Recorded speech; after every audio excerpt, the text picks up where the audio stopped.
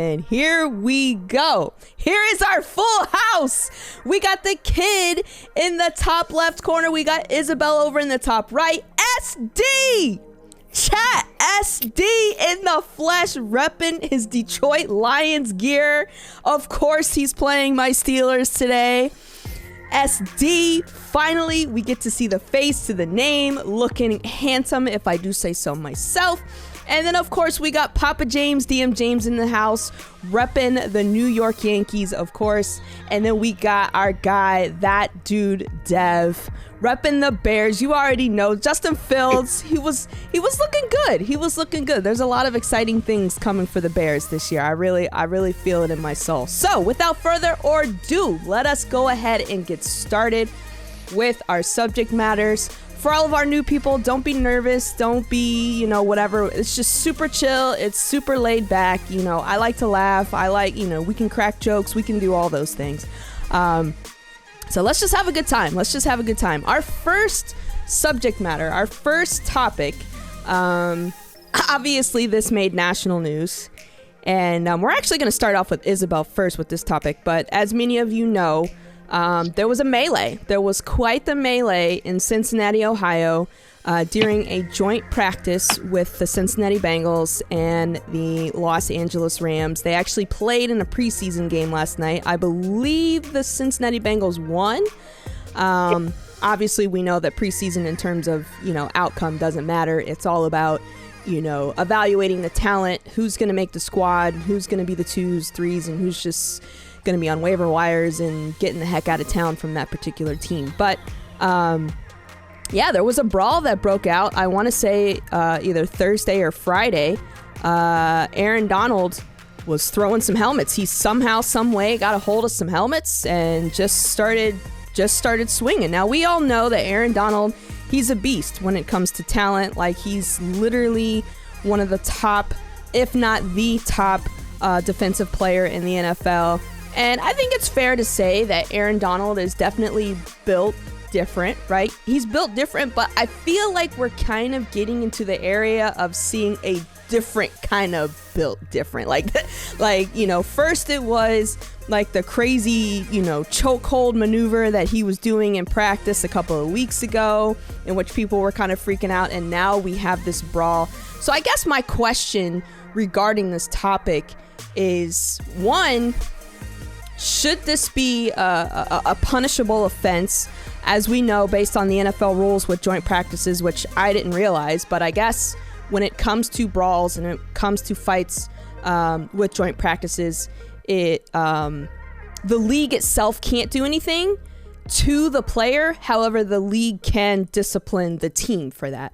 So I want to start with Isabel because, she's our biggest Bengals fan. I just want to get everybody's thoughts on this. Like, what should there be a restructuring in how joint practices work? Should the NFL punish players for brawls? Like, what are your ultimate thoughts on just joint practices, this brawl, all of it?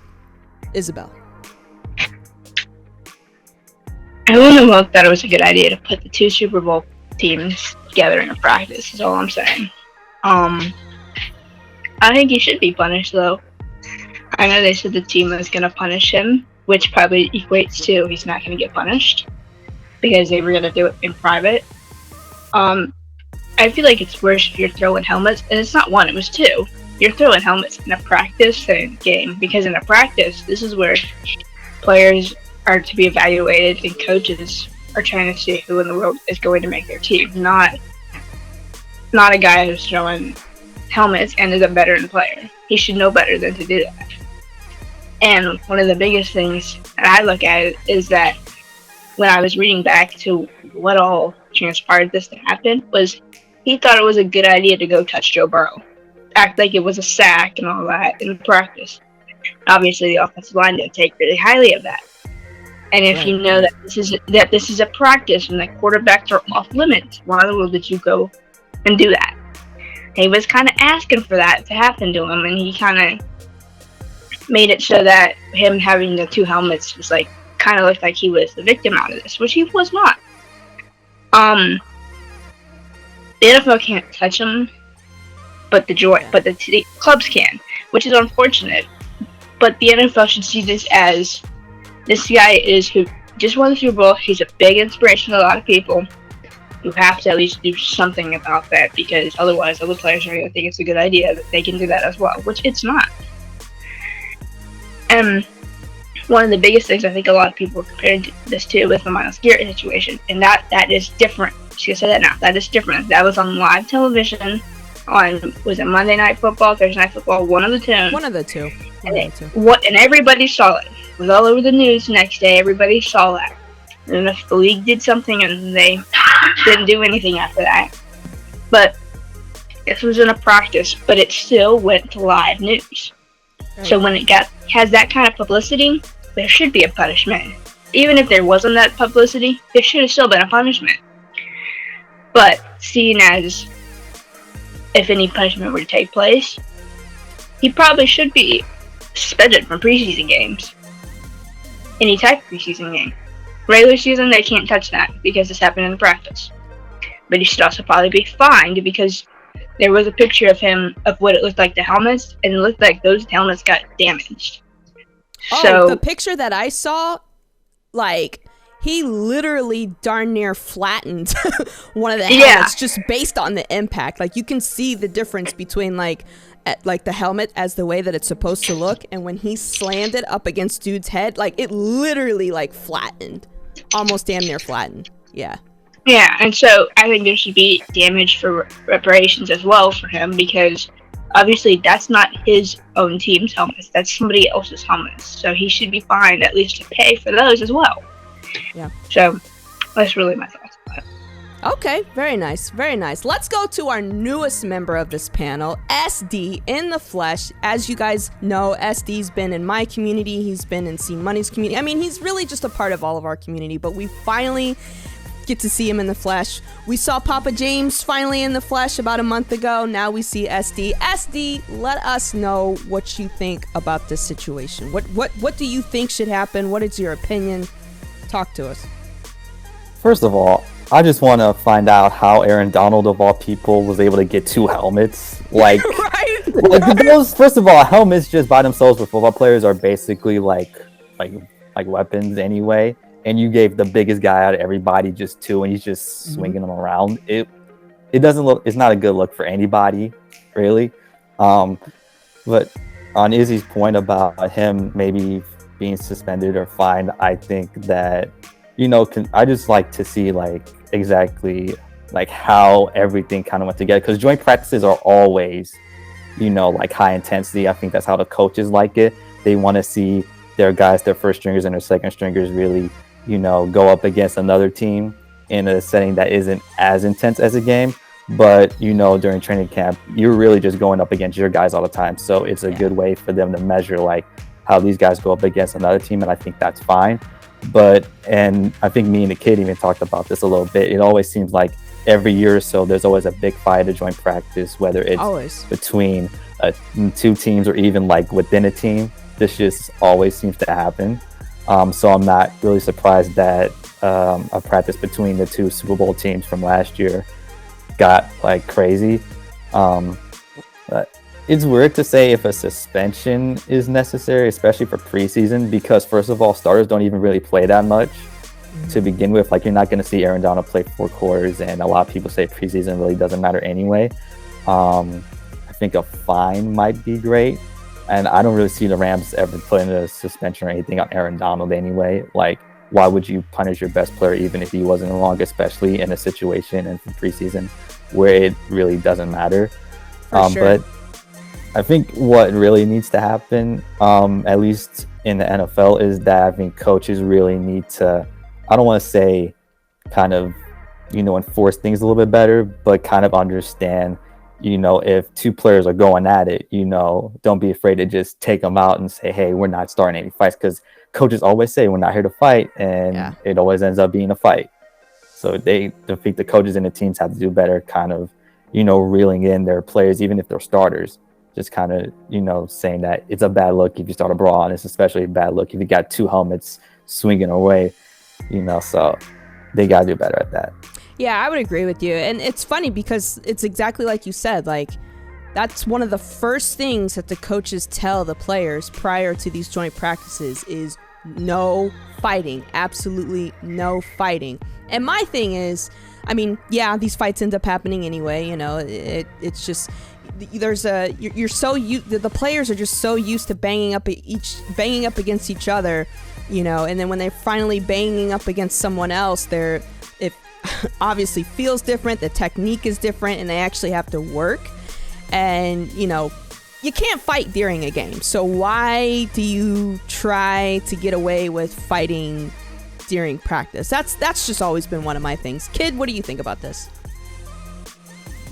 SD was completely right. We touched about that on Friday night when I had heard rumblings about everything that was going down. And shout out to Trades. He posted the link in the chat for the video that I actually saw, and kind of got a little bit more in depth with it. It seemed like it was between Collins and Floyd were going at it, which kind of started the whole tension. And then Izzy obviously touched on it. That I revert back to anybody seen the movie in the 2000s with Keanu Reeves, The Replacements?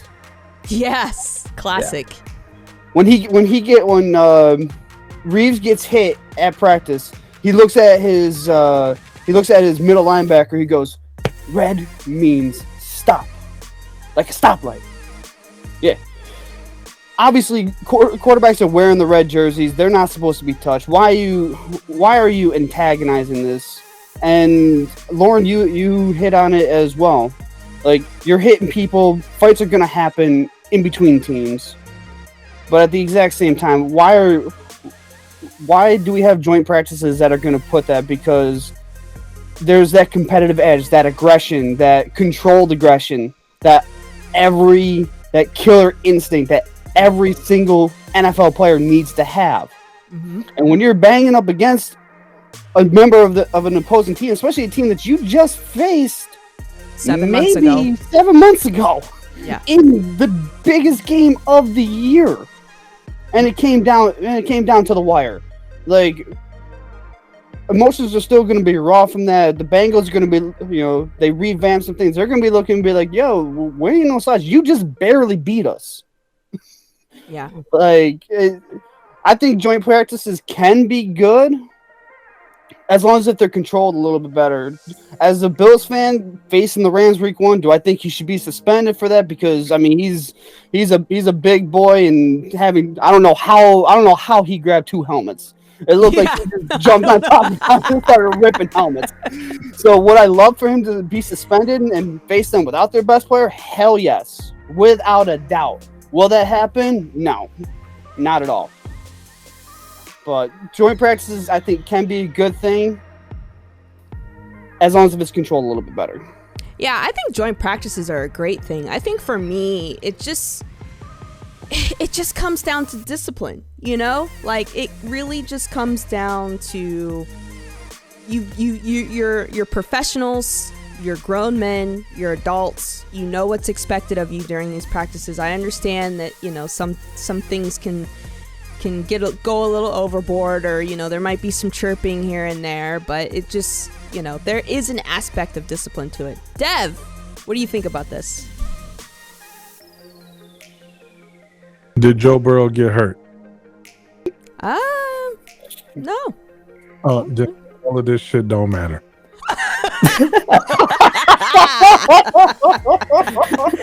Joe Burrow didn't get hurt. Matt Stafford didn't get hurt. Let them boys play. What you mean?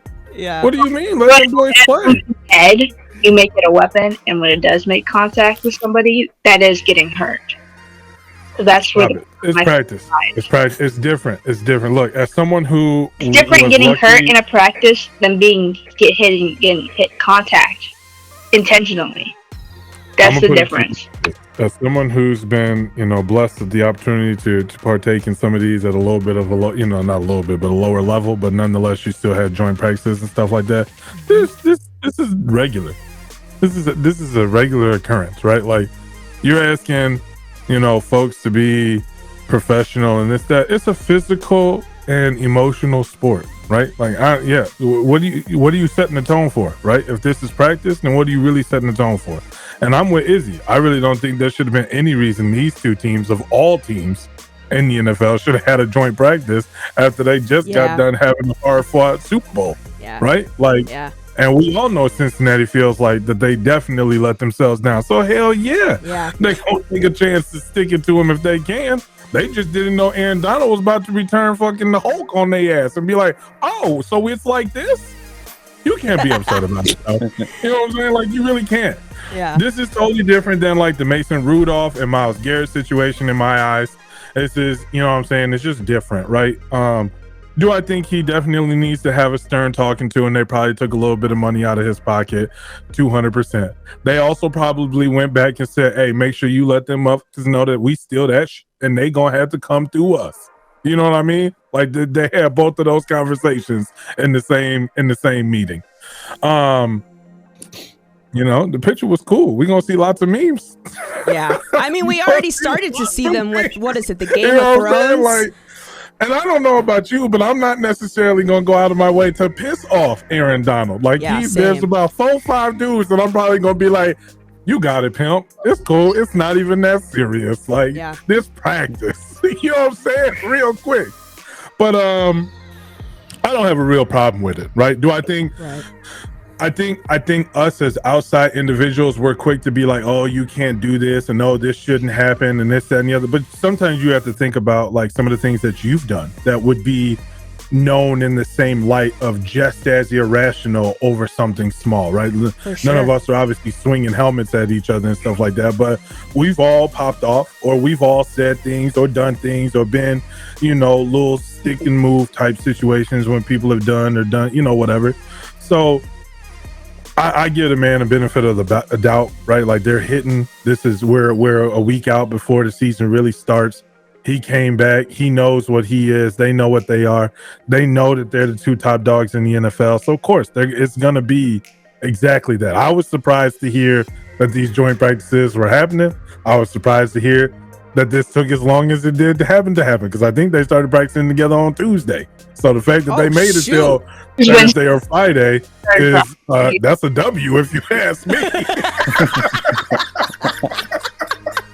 So, but no, all in all, I mean, you're gonna see it, right? It made headline news because it was a great picture. That's really why it made headline news. Yeah. People fight in joint practices all the time. Chicago was notorious for it back in the day when Lovie Smith and you know, it was Urlacher and them boys.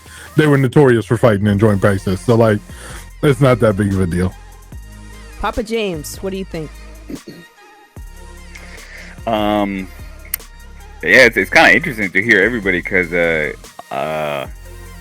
everybody's thoughts on it. Because I honestly wouldn't be surprised if maybe he doesn't start a game, or maybe he gets suspended, you know, a game or 2. Right. I do think that, you know, Donald just got paid, right? He was kind of playing, hey, do I want to retire? Do I want to keep on playing? I don't know if that may have rubbed, you know, the Rams front office maybe in a negative way. I'm not 100% sure, but I mean, maybe will he get fined? Absolutely. Right. Will he actually dip into gaming time? Maybe. Again, he is your, you know, the leader on, he is one of the leaders of the team, right? So you kind of, it's one of those things is like, you don't kind of want, you know, the whole, you know, the Rams have a very unique way how they run their team, right? Obviously, they don't believe in first round picks, right? They're, you know, send them away as soon as they can. But, you know, within the team, right, I don't know if they want to sort of kind of be looked at in a negative way as far as how they handle their players. So, yes, it is different, you know, from the Myles Garrett incident. But I mean, hey, this guy, you know, he flattened a helmet on another player's, right? I think at some point, you know, I don't know if the Rams are going to feel a little bit of pressure from the NFL saying, hey, you know what, you guys just won the Super Bowl. you're one of your team leaders is hitting someone with these helmets, and if you look at it, I mean, this guy flattened a helmet on someone else's head, right? I don't know if they might cave and feel a little bit of pressure, right? Because ultimately, the NFL will go ahead and fine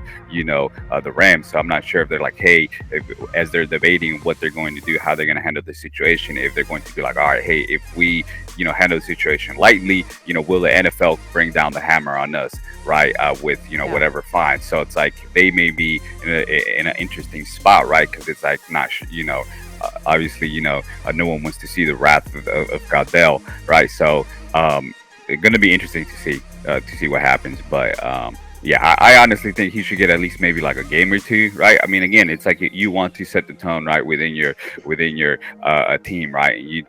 Honestly, he just got paid. He is a leader of your team. Like, for him to behave that way, I think you want to keep it under wrap, right? It's like, I think as Lauren had mentioned, and some of you guys have mentioned as well, like, we're kind of beginning to see a few things from Aaron Donald, right? You kind of don't want to let it get away from you, right? And then, what's next, right? Is he actually going to do it in a real game, or is he going to do something crazy, right? So it's one of those things where it may actually be good for Donald himself to maybe be like, all right, come back and be like, all right, hey, maybe I need to tone it down, right? Maybe I need to. I always, like Donald. I always thought he was a professional, but it has been interesting to see some of the things that has happened with him. Whether it's the chuckle, or hitting of the helmet. So we'll see how the Rams. I think the Rams, have some interesting decisions to make. Yeah, I think they do too. I think at the very least there should be a fine. In terms of like how much it should be, I think that there should be a fine, just because. And I totally get it. Like, this is a commonality. This is something that is not new. This is something that happens every year, but. This is a tough one for me, because you literally picked up a helmet. You had two helmets in your hands, which means some fellas within that group didn't have a helmet on. And the way in which you held those helmets, you were ready for war. You were ready to do damage. Now, will the NFL fine the Rams? Because I think if we're just talking about actuals here, I think that's like the most that can happen. It's possible that the Bengals could get fined too, if they, decide to further investigate and they see where all of this ultimately stemmed from. But I want to go back to the Myles Garrett situation, obviously, because that was a situation that happened with my Pittsburgh Steelers. Yeah. You can't conduct yourself like that in a game. And I think what really set me over the edge with Myles Garrett is the fact that he claimed that this stemmed from Mason Rudolph calling him a racial slur. Which to me... Back? What's that? Then did he take it back at that? I don't know if he took it back. I think he put it out there, and I think he didn't have a choice but to ride with that statement. And based on all the video evidence that the NFL looked at, and even the guys that were involved, like with the I would think that if what he said was the case, you would have seen a group of people going this way and another group of people going that way, if you catch my drift. And that's not what happened. You saw a lot of diversity on both sides fighting each other based off of what he did. So that whole racial slur situation, I never bought it. I never will buy it. But any other thoughts before we move on from Aaron Donald? I think that asking the NFL to do anything outside of getting a hold on joint practices and finding the organizations, I do think, I understand the suspension is kind of wild, right? Like, we are talking about practice here, right? Like, it's a little wild. This is also a very wild situation. I get it. But Aaron Donald definitely needs a hefty fine. You can't just be out there like, yeah. Yeah. He just signed that deal. So any kind of common fine that they're going to give him is, I mean, let's face it, he wipes his ass with it. Yeah, that's true. So I actually have a question for you guys. Maybe you guys know more about this, but when a player gets fined, like, where does the money go? Who gets the money? Does the team get the money? The NFL get the money? Where does that money go? Because typically goes to charity. That's what they say. We don't really know. Let's just keep it a buck here. That's what they say. You know, the EA and the NFL work real close. That's all I'm saying. Okay. Typically goes to charity. Shots fired. Wow. That's what they say. So I would love to see the accounting books on that. I would love to see the accounts payable on that. But whether or not we actually end up seeing that, I mean, probably not in our lifetime. I don't know. The NFL is the NFL. They do what they do, but a lot of great perspectives, a lot of great opinions on this. Hopefully Aaron Donald can tame it down a little bit. He probably won't, but it'll be interesting to see if he keeps that spice going into week 1, which I know that we're all excited for as the Rams play the Bills week 1. But since I brought up the Bills, it's time to go to a very I guess I'll just go ahead and call it a sensitive matter, because it very much is a sensitive matter. I'm sure many of you saw during the week. Well, actually, I want to say that this news broke on Friday. Matt, how do you say his last name? Matt Araiza? Araiza. Matt Araiza, now former punter from the Buffalo Bills, had a pretty strong, pretty thick allegation brought against him as it related to a minor during his time when he was at San Diego State. This incident did not occur when he was in the NFL. He was accused of gang raping a young lady who was 17 at the time, and there were some other. I'm assuming that these guys were athletes as well. There were some other gentlemen who were involved in this. Prior to this story breaking, the Buffalo Bills had initially said that they had done their own thorough investigation on this cat, and they still drafted him. But as things started to transpire and things started to come about, that ultimately led to them pulling him out of the preseason game on Friday. As we saw, backup quarterback Matt Barkley was the punter, who actually did a pretty decent job, for what he was asked to do. I can't even hate on him or criticize him, because it's one of those things where you got to pull one for the team. And then late yesterday evening, the news broke that Matt Araiza was released from the team. I immediately, when I first heard this, said to myself, oh, okay, well, how is the NFL going to deal with this in terms of punishment? Because where my mind went was you had a lot of people with a lot of energy when it came to the Deshaun Watson situation and those massages, all right? They weren't pleased with the 6-game suspension, and so it got moved to an 11 or 12 game suspension. And so I said to myself, I expect to see some consistency with the energy. But then I later found out that because, which is weird, and I want to talk about it all. So if we're on this subject matter for a minute, that is all fine and dandy. I saw from Pro Football Talk that because this situation happened while he was in college, there's nothing that the NFL can do to him in terms of punishment, which is insane, of course, right? Like, just insanely wild to me. So again, I'm curious to get your guys' thoughts on this. The question that I have for it is, should this be incidents like this, where if something happened in college in terms of misconduct, should this be a topic of conversation in the next CBA, where it doesn't matter if you were in junior college, in a D1 college, whatever, if something like this does come up, you will face some type of punishment wherever you are signed.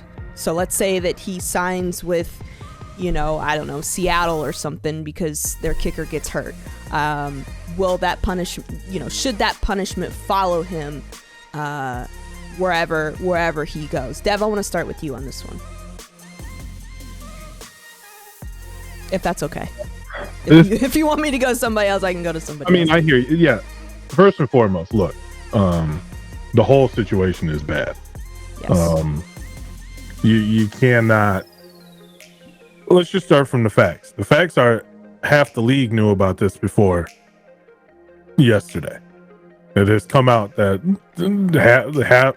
15, 16 execs knew about these allegations, knew about this case, knew about the probability of it showcasing itself. Okay. To me, that's a problem right there. But that unfortunately is another topic for another day. So then we get to the fact where he was drafted. Buffalo says 2 different accords. Like you said, they did their due diligence. They knew about it and still drafted him. Now, yesterday, all of a sudden, you give a damn about your morals more than winning football games. Why yesterday? Well, just because now the public knows that he gang raped a 17-year-old girl? That's what you really wanted to say. What you should have said was, now that you all, the millions of fans, are aware that we potentially drafted a rapist, we have to let him go. Because that's really what the happened. Yep. Had this not come out, I assure you right now, this man would still be punt guy, and we'd be cheering and hooting and hollering every time he punted the ball 70 yards to another goddamn end zone. That's the problem that I have, first and foremost. Before we even talk about, if the NFL should this or should that, like, if you've got, there are some things that I feel like should make a person untouchable, and he shouldn't have even been allowed to be draftable, in my opinion. Yeah. Should have been ineligible until this got figured out. Now, should the NFL work with the NCAA and punish players? No, and I will tell you why.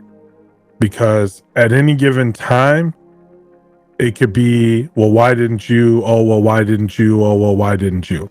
Right? And that becomes messy.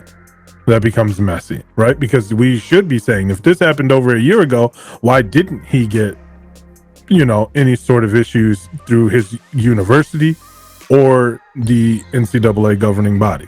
Right? So, like, it should have been something that was already taken care of prior to his NFL career ever starting.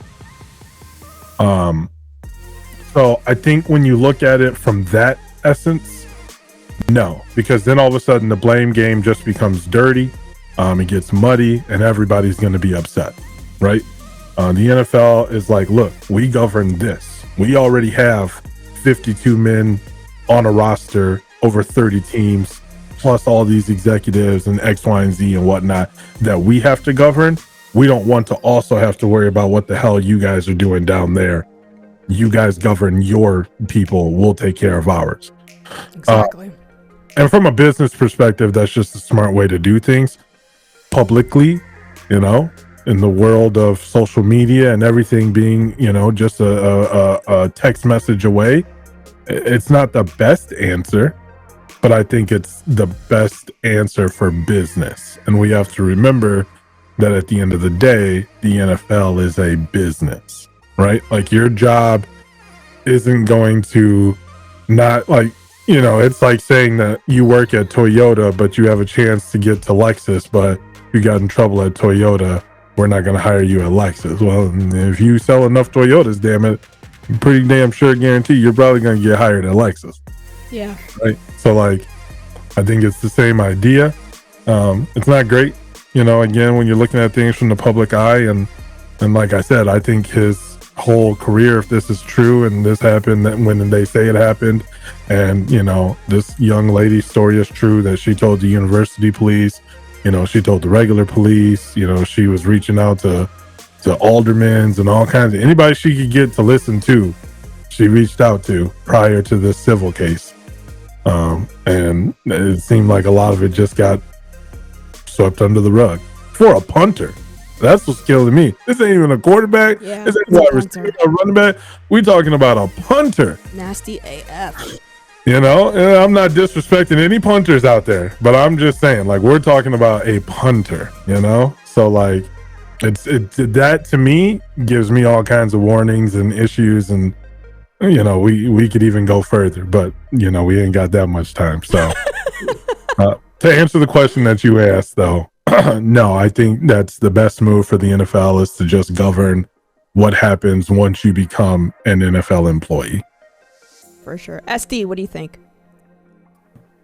I personally don't think that the NFL should really be taking care of any situation where an athlete was in the NCAA, because I think what that does is that it takes a lot of the blame and responsibility away from the NCAA. This happened at San Diego State when he was a senior, when he was, you know, this well-known athlete.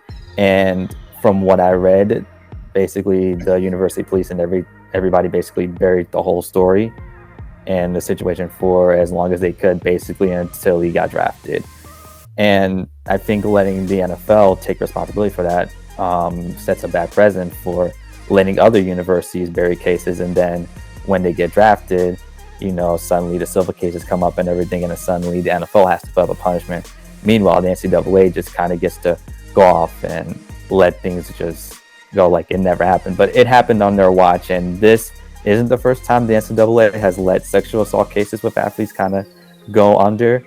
It's happened plenty of times with all types of athletes, from basketball to football to even administrative people. So really in this case, especially considering that I know you kind of compared this to the Deshaun Watson situation, I think not necessarily that this is more extreme, but I think is you have to treat this differently, because first of all, there is a younger person involved, and this is not just like a minor involved, and this is not just your regular case of like sexual assault. This is gang rape by multiple athletes, by multiple people. She went to the police immediately. She did everything that she was, that people say that victims don't do, which is she went to the police. She was cooperative. She tried to talk to people, and nothing really came up until just a few weeks ago, or even like just a few days ago. Like nobody knew about this in the public until Friday. And like you said, NFL teams knew about this during the draft process. And so I think when it comes to that, maybe there should be a punishment there. But for the NCAA, this is not the first time they've done this. So kind of saying like, he's an NFL player now, it's the NFL's problem. I think that sets a bad precedent. Yeah, I guess the issue that I have is, and I'm just going to take it there, when you hear about African American players, whether it's in the NCAA or whether it's professionally, it's on SportsCenter, it's on NFL Network. I mean, it is all over the place.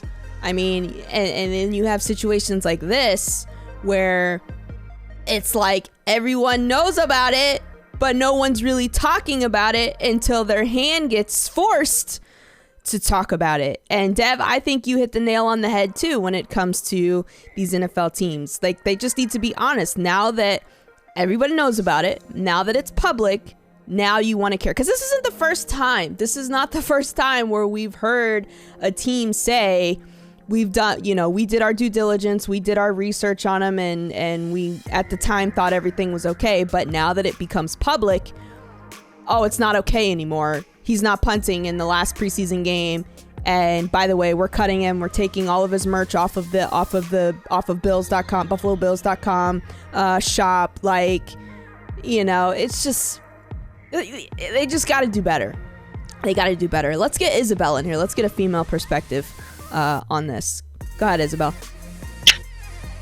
My point on this is that, and this is no shot at the Bills. I love the Bills. I respect their organization a lot until yesterday. Until when it came out that there was a report that they said that they didn't know, which is a bunch of crap, in my opinion. That's not true. They knew. They knew until the end of July. And what's really sad is that if they knew before that, it's not coming out that they did, that they still drafted him. But 2 teams did take punters before. The Bills finally drafted Punt God.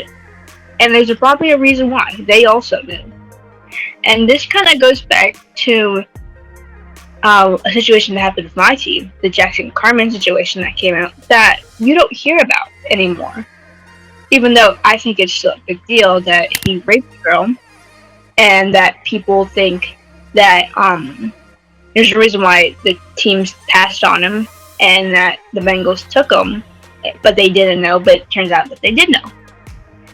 In situations like this that happens to happen in college, it should stay in college, but colleges are not very good at what's the word? At giving any type of punishment for anything that, unless it's viral and it goes viral, like the Joe Mixon thing where he hit a girl, they will finally give a punishment. But you see a lot of things like this get swept under the rug in the NCAA. And it's kind of sad to hear that we had this coming out, and this happened a year ago, and it took them a year to goes to prosecute the information, and this young lady whose father was trying to get all the details, he never even got all the full investigation report either. And for a parent to not get that and to find out that your child, this happened to them, you gotta be really, really pissed off about that. With that being said, she took absolute courage to go report it right away the next day. She went and told her friends, and she went and reported. You don't see a lot of that happen with women. They normally just hide it, or they have to keep it inside them, or they wait. But she went and did it right away, which is why I think where a lot of people say that maybe it's false or whatever. She went and did it right away. And the part where he called her and told her to get tested for STDs, that should be the clear point where he did it. And when in the report it said that when she called back, at the hand of it was the police that had her do that, and she asked him if they really did have sex, and he said, "This is Matt. What's his last name? Whatever, Araiza." I don't recall anything that happened that night. It hung up immediately after that. That's where you should know that this is a huge problem, and I don't get why it took a full year, because she went and got a rape test as well, and none of those details, I guess, came back to the family. So for me to see that this is something that happened a year ago, this is not something that happened because he was in the NFL and he got to a team, which is what his lawyers say, which is unbelievably wrong. His lawyers. They just need to shut his lawyers screwed up. His lawyers really screwed up there. It's good that they cut him, but I think it was a PR thing that had them cut him, because now all of a sudden it comes out that he did this, and there's big statements coming out from everywhere from that organization. If they really did care, why in the world was he drafted, and why in the world was he still on the team once we found out? Because if they really did find out at the end of July, he should have been cut probably right away. If they didn't really know the full details, then it shouldn't have taken them that long to find out all the details. Yeah, and I think the problem with this too, and Dev made this point, is that it's a punter. We have got to stop looking at athletes and the positions that they play and tiering the importance of their criminal activity. Okay, I don't care if it's a quarterback, if it's a free safety, if it's a right guard. Like, if there's criminal activity, the amount of blow up needs to be consistent, right? Like the whole Jameis Winston thing with him allegedly raping someone and stealing crab legs from Publix. Like, we heard that to no end. Okay, back in 2013, 2014, whatever the year it was. But this has been over a year. And I truly believe that the NFL and the execs and the teams, they knew all the details on this, and just because of the fact that it wasn't blown up as big as it could have been and should have been, that's more than likely why they just rolled with the punches and took a chance on him. Papa James, what do you think?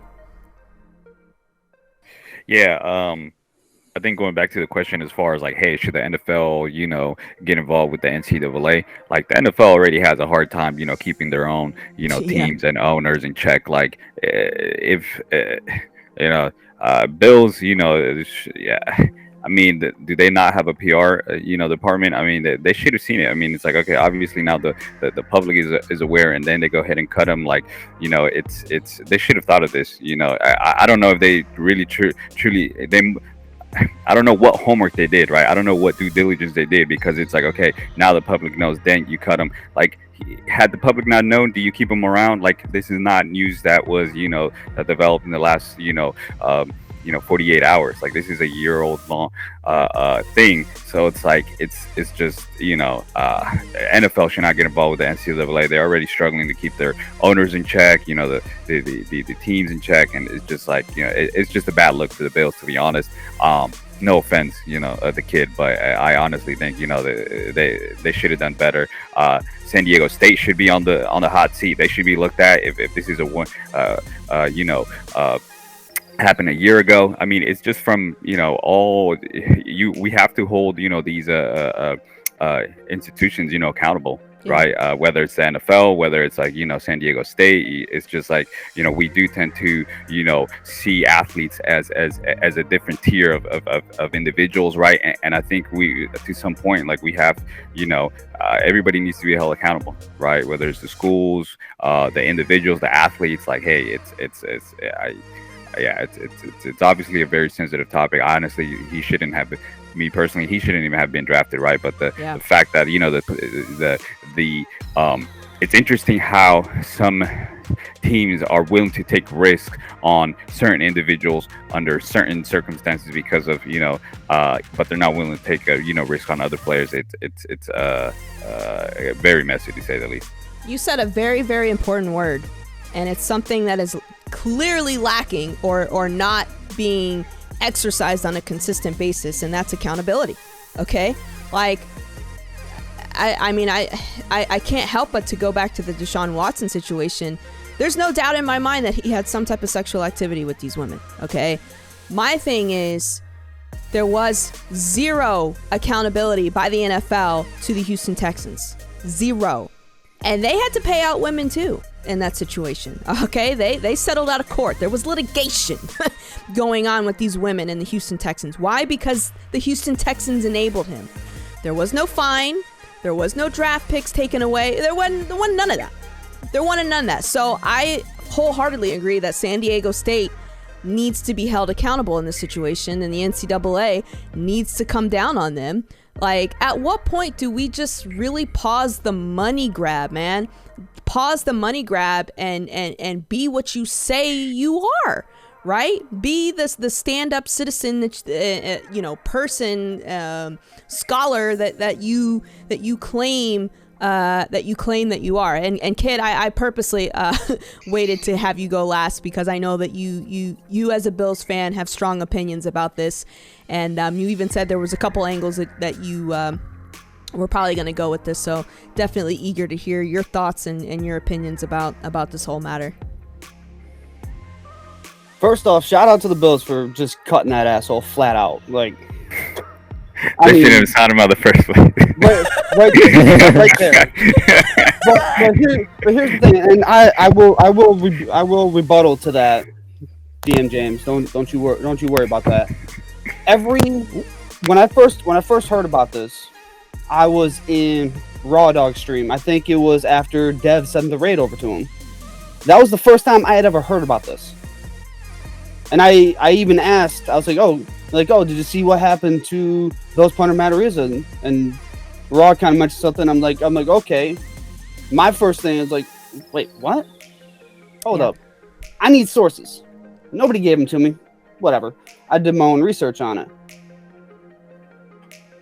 I've kept a kind of a close eye, as much of a close eye as I can on the whole thing. And I've looked at a lot of different articles.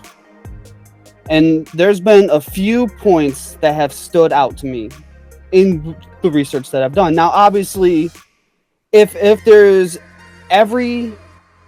any other sources that I might have missed, by all means, reach out to me, send them to me. I will read them, and if anything that I say here contradicts it, I can admit when I'm wrong.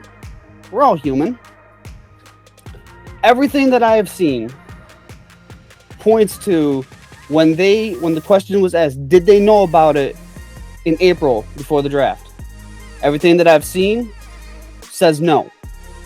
They even said, Brandon Beane even came out and said, we reached out to over 10 different teams. Nobody heard of it. I saw another thing in July when things started kind of coming to light. When they were reached out to at the end of July, I believe it was the plaintiff's, I think it was her attorney reached out to someone in the legal department because they kept saying they knew. Well, who in the organization knew? And not to mention, when it did come to light, when it did come to everything and at the end of July, yeah, they might have known that there were some allegations at San Diego State. But we're forgetting one big thing from everything that I have seen. His name was never mentioned until Thursday.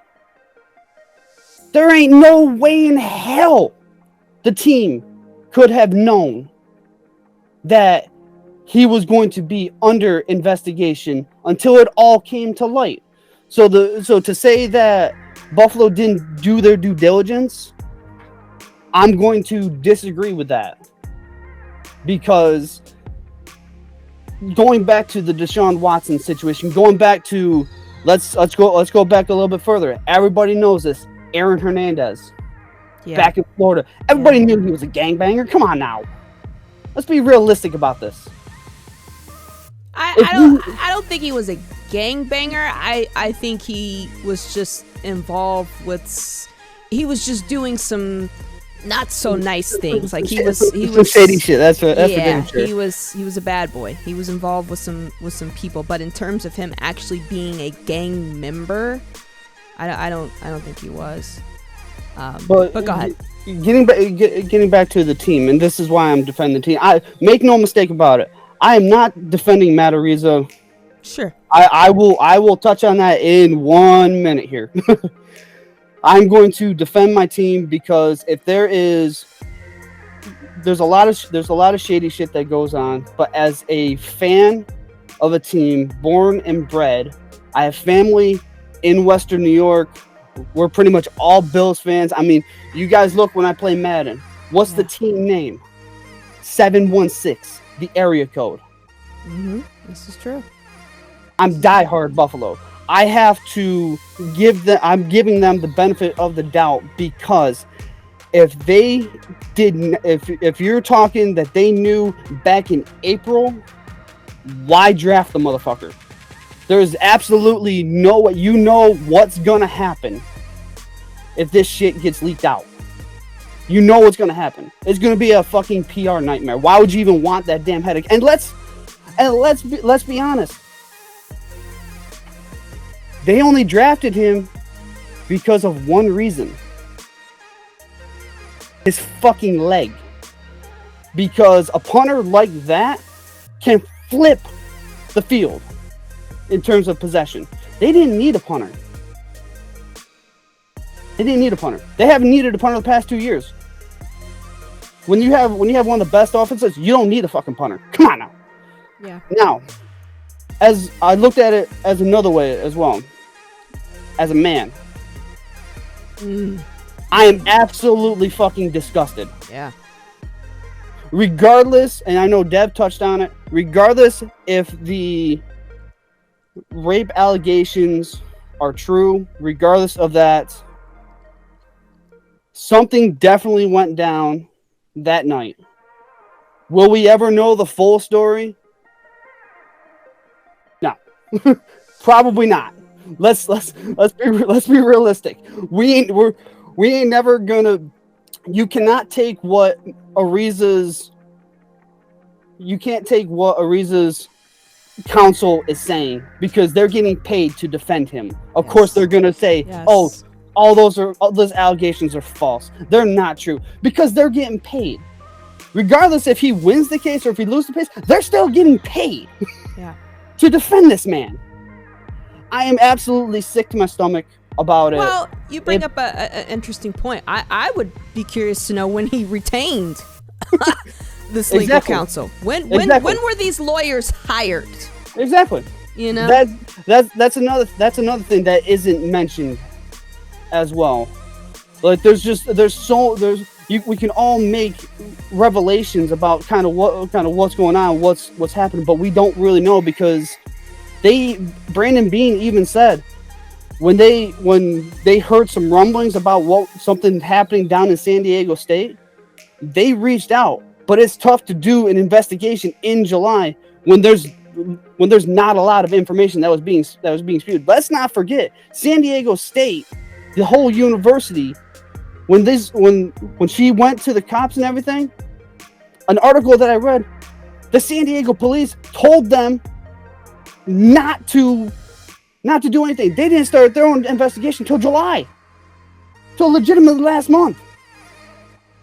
And that is so weird to me. It's so bizarre. Like, how is it that something? Oh man, like I think as we can talk about this more and as more information comes out about it, like it's just really hard for me to now wrap my head around the fact that this young lady reported this to the regular police, reported this to the San Diego State Police over a year ago, but they all of a sudden decided to not give a damn until July, an entire year later. Like something is extremely off. Something's definitely off, and we may not even get any further information. Just to touch on that, the punt fraud, as I'm going to call him now, because he damn sure ain't no god now. It sickens me as a male, and I know Dev, Papa James, SD, and everybody, every male in the chat would probably agree with me on this. We need to do, as a gender, we need to do better. Why are we still doing this shit in 2020? Yeah. Like just because when one of us fucks up, it affects the rest of us in some way, shape, or form. And why are we still holding these student athletes to a higher? And we all know, we've all been to high school. How many times has the star player of a team that you know for a fact may not be doing so well in a class and is just failing this class, but somehow, some way, he has we have a big game against our crosstown rivals. Oh, all of a sudden, he's just barely passing? What? How many times have we seen that? San Diego State was coming up. He was obviously the star. I wouldn't be surprised if something like that did get swept under the rug by San Diego State. Yeah, and we've seen this story before where money talks and money matters, and and I've said this on numerous occasions, and I'm not, I kind of mentioned this during my stream on Friday, but I will always stand on the side of, when a girl or a woman says something happened to her, believe her. But there is that percentage of women who just be flat out lying because they're trying to get the bag. Yeah, and it makes it difficult, and perhaps maybe that's why San Diego State and the regular police were dragging their feet. I mean, I'm not giving them an excuse. I'm not excusing them at all. But it just, when these rape cases just get so clouded, so freaking clouded, when you do have that percentage of women whose primary objective is to get paid, be taken care of in some form or fashion. Dev, you were about to say something. if you can remember what your thought was, go ahead and jump Yeah, in. I was gonna say, listen, you know, we can sit here and believe that the Buffalo Bills didn't know about the situation. I'm gonna throw them a bone. Okay, I'm gonna throw them a bone. I think that they didn't honestly believe that they were going to be able to draft him, and I don't think they vetted him the same way that they would have vetted a first round, second round guy. Because if you just Google his name right now, there is all kinds of press and articles and things like this that even say that his attorney back in 2021 offered this young girl money to not speak on the situation. So, I mean, it says it right here. He knew that he offered us money to settle the case and that we had rejected the offer. Yet Mr. Araiza's legal counsel had the audacity to go on a despicable, brainless TV tour to defame my client as a shakedown artist and money grabber. So this is all you just got to look locally in San Diego, obviously, because for whatever reason, when was that published? Lauren touched. This was updated 10 hours ago, but the original article was published sometime in January of this year. Yeah. So hey, Dev, you got the link to it? You got the link to it? Some link. Hold on. Yeah, send it. Yeah, send that to me. What the heck? That's the link right there. So the Bills should have known then. The Bills should have known. Yeah. Had to know. So the Bills should have known. And there's, like I said, there's reports that say execs 12, they're saying execs up to 12 teams did know. But again, I'm willing to throw Buffalo a bone. I feel like if a team does know prior to the draft, they should share that information. They should, but they're not going to because, look, PR is an uphand too, right? Because now we look like the bad guys. You look like this is all still a game, right? Like it's still a game. Like it's still a game. Like these old men don't like each other. The 32 old men that sit in the room together don't really fucking like each other. They're always looking for a way to get rid of one or two of them. Yeah. You know what I mean? They've been trying to get rid of Dan Snyder. But like, again, I think that, you know, it is what it is. I typed this in the chat earlier, and again, similar to what, you know, the kid said, by no means am I battling for Matt Araiza. I don't know this man, right? I didn't know Deshaun Watson. I just thought the Deshaun Watson stuff looked a little funny. But we talked about it, right? This is a rape allegation. Yes. This isn't a girlfriend that you had that you kind of just shot the shit around for a little bit, right? Like, so the fact that he answered the phone politely and then told you to get tested? And I said this to my wife. I said, look, I'm not looking to make excuses, but if I would assume, I've never done this, never would, I'm not that guy, let's just hold on. But if, okay, let's really make sure you really fucking to the extreme. If I were to rape a woman or a man, who the fuck knows, I'm not going to pick up the phone and then once I find out it's you on the other line of the phone, be like, hey, happy Thursday to you. Oh yeah, life is good. Oh yeah, by the way. By the way. No. Excuse my language, but like, no. As soon as I find out it's you, if you calling me from a burner, I'm like, who? Click. Ain't got nothing else to say. What? They're changing my phone number. What? But like, for him to say that, and then why would you give your real government name, right? So then you say that, then she asks you, so we did have sex? This is Matt Araiza. I don't recall what happened that evening. What? You just told me to get tested a few minutes ago. What do you... So like, there are still things out there, right? Because I've seen some people say like, what if it's a, you know, what? I don't know.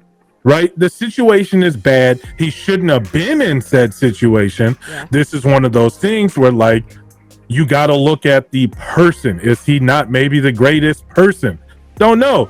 Do people redeem themselves and figured out that they maybe truly made a mistake? Maybe he really doesn't know. Like maybe he really doesn't know that he raped this young girl. I don't know. We don't know their relationship, right? We don't really know, and we won't ever know. But I'm just saying, if I knew that I sought out someone and manipulated and utilized and used them in that fashion, to just be kind, to be like, yeah, you might want to go see if you got gonorrhea. Yeah. I don't think that that's the conversation that happens afterwards. You know what I mean? That's all I'm saying. Yeah.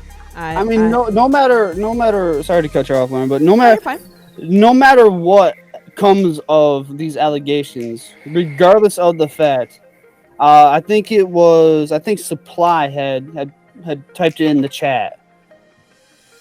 Does he still get a job after this?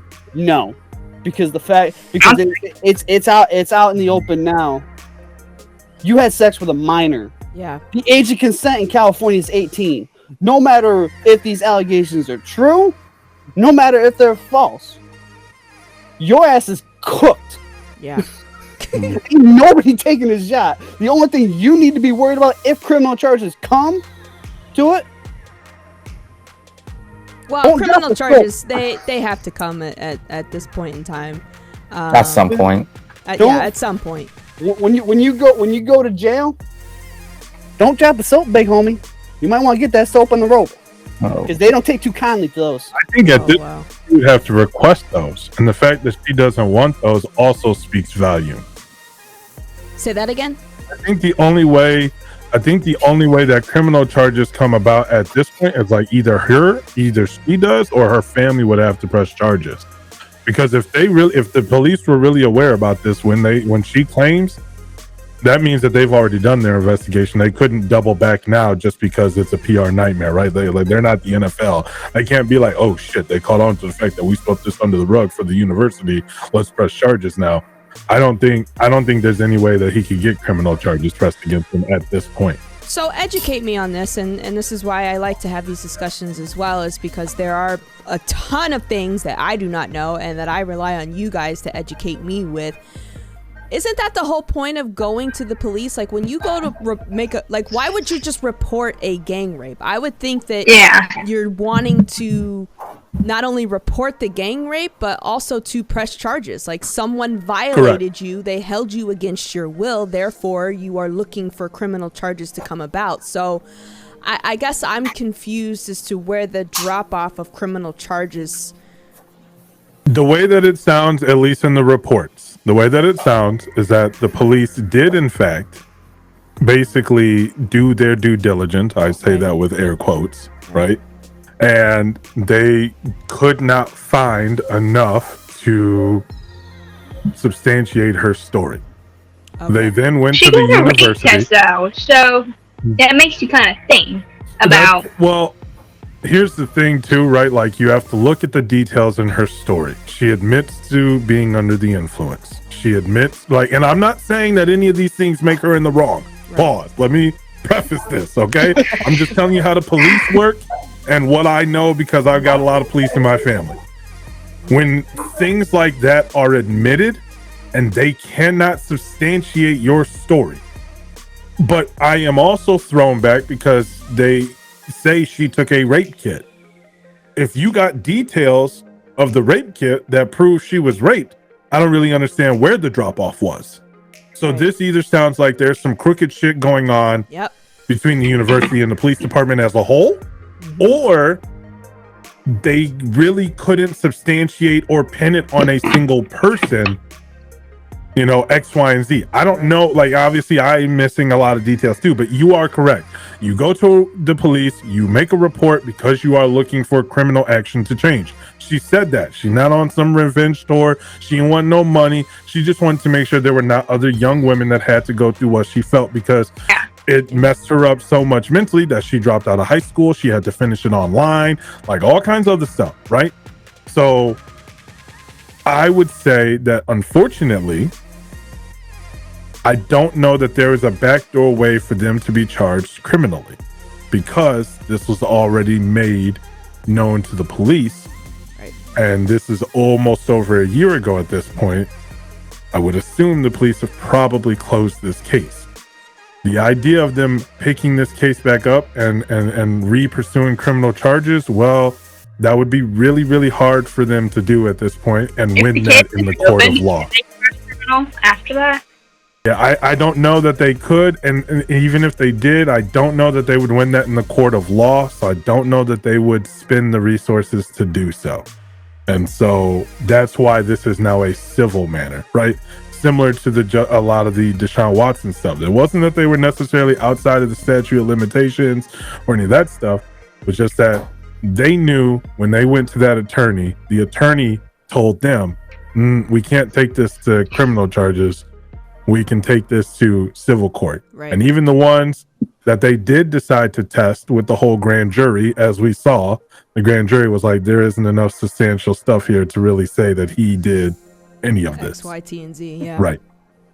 So, and if she did a rape kit, I mean, it would be as easy as taking DNA samples. So that tells me that this rape kit may not have come back with full substantial evidence that she was forcefully whatever either. But again, if she was under the influence as much as she says she was, that becomes difficult to prove, right? Because then she's not really resisting. She's not really, right? It just becomes difficult to prove. And obviously can't do toxicology for, right? You can't do toxicology for almost a year ago today, right? So like if they didn't take toxicology when she went for that rape kit, you just, a lot of that stuff would have needed to happen like right there, like boom, boom, boom, to be able to have that and be like, this is what happened that night. This is why this is the way that this is. And I know for a fact that I sucked this dude and these dudes were here, right? Like you'd have to have that in order to even possibly fight that. And if that didn't happen and that kit doesn't like specify those things, then she's going to have a hard time in the court of law. And that's shitty. That's absolutely shitty, right? As a father of a daughter, like I can tell you right now, this conversation wouldn't even be happening. My daughter come home and tell me, Daddy, Daddy just went back to fucking jail. Okay? Because I'm not waiting for nobody to make things right. That's just how I am. Yeah, no, I totally feel you on that. I think one thing is for certain, for right now, Araiza's NFL career is over. At the very least, until this situation gets figured out, until it gets resolved, whatever this case ends up becoming, it's got to get straightened out. It's got to get resolved.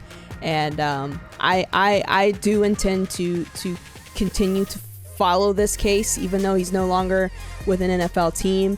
I think it would be regardless of what happens to any punter this season. I mean, we saw too in the reports yesterday that apparently the Bills have a whole slew. I mean, kid, I hear you say that they don't need a punter, but from the reports that I saw, they've been on the phone making calls and getting tryouts lined up for punters. What I was saying when they didn't need a punter, I was talking about when they drafted him. Oh, gotcha. Because they still had Hack, which I mean, let's face it. And I kind of touched on this 2 years ago. The guy who's now in I believe Green Bay, Corey Bojorquez, 42 punts, average 50 yards per punt. Mm-hmm. Pretty phenomenal. Matt Hack last year. Now, granted, doesn't have the strongest leg, but he's a solid, accurate kicker. 53 punts. You have a punter. You have two different punters in back-to-back years, going for like 95 total punts. What's the NFL average? Like 70 per season? Like that's low. So when I say they didn't need a punter, they drafted him because of his leg and his accuracy. Because when you got that swirling wind up in Buffalo, and anybody that's been to Buffalo knows that wind swirls up there. Like it doesn't matter if it is December, January, or it doesn't matter if it's August, September. When that wind gets going, that wind gets going. That's why you need that punter that can cut through that wind. That's why he was drafted. Other than that, they didn't need him. That's where I was going with when they didn't need him, is because they really didn't, but they got him because of obviously what he did in college. Yeah. And some reports are showing that they are looking also probably at the punting battle in Cincinnati, because we have two punters who are going at it right now. I know. And that the loser Marquette? of that could. Marquette King Stop playing. Okay? The kid, said, whip your ass out there and go live your dream of being I They mean, don't Rio need you wants but to put the ball 35 yards in the air, sir. They gonna get there. Just go out there and make it happen.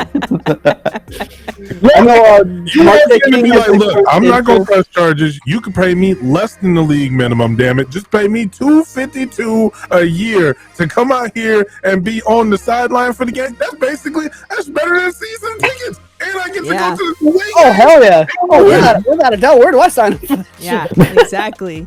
You sure? God, how cool would that be to see Kid out there in uniform for his team that he grew up watching his whole life? And I'm just going to be like, Kid, look at you. Look at you. Won't he do it? Won't he do it? He done went from Twitch to the NFL. Let's go. Hey, look, I ain't gonna be the only one. Pay me that for 2 years. I'd be able to retire, and I wouldn't be working anymore after 2 years. Yep. Heck yeah. Great discussion. Like I said, I plan to continue to follow this regardless of Do I. Regardless of whether he's ends up with a team in the future or not.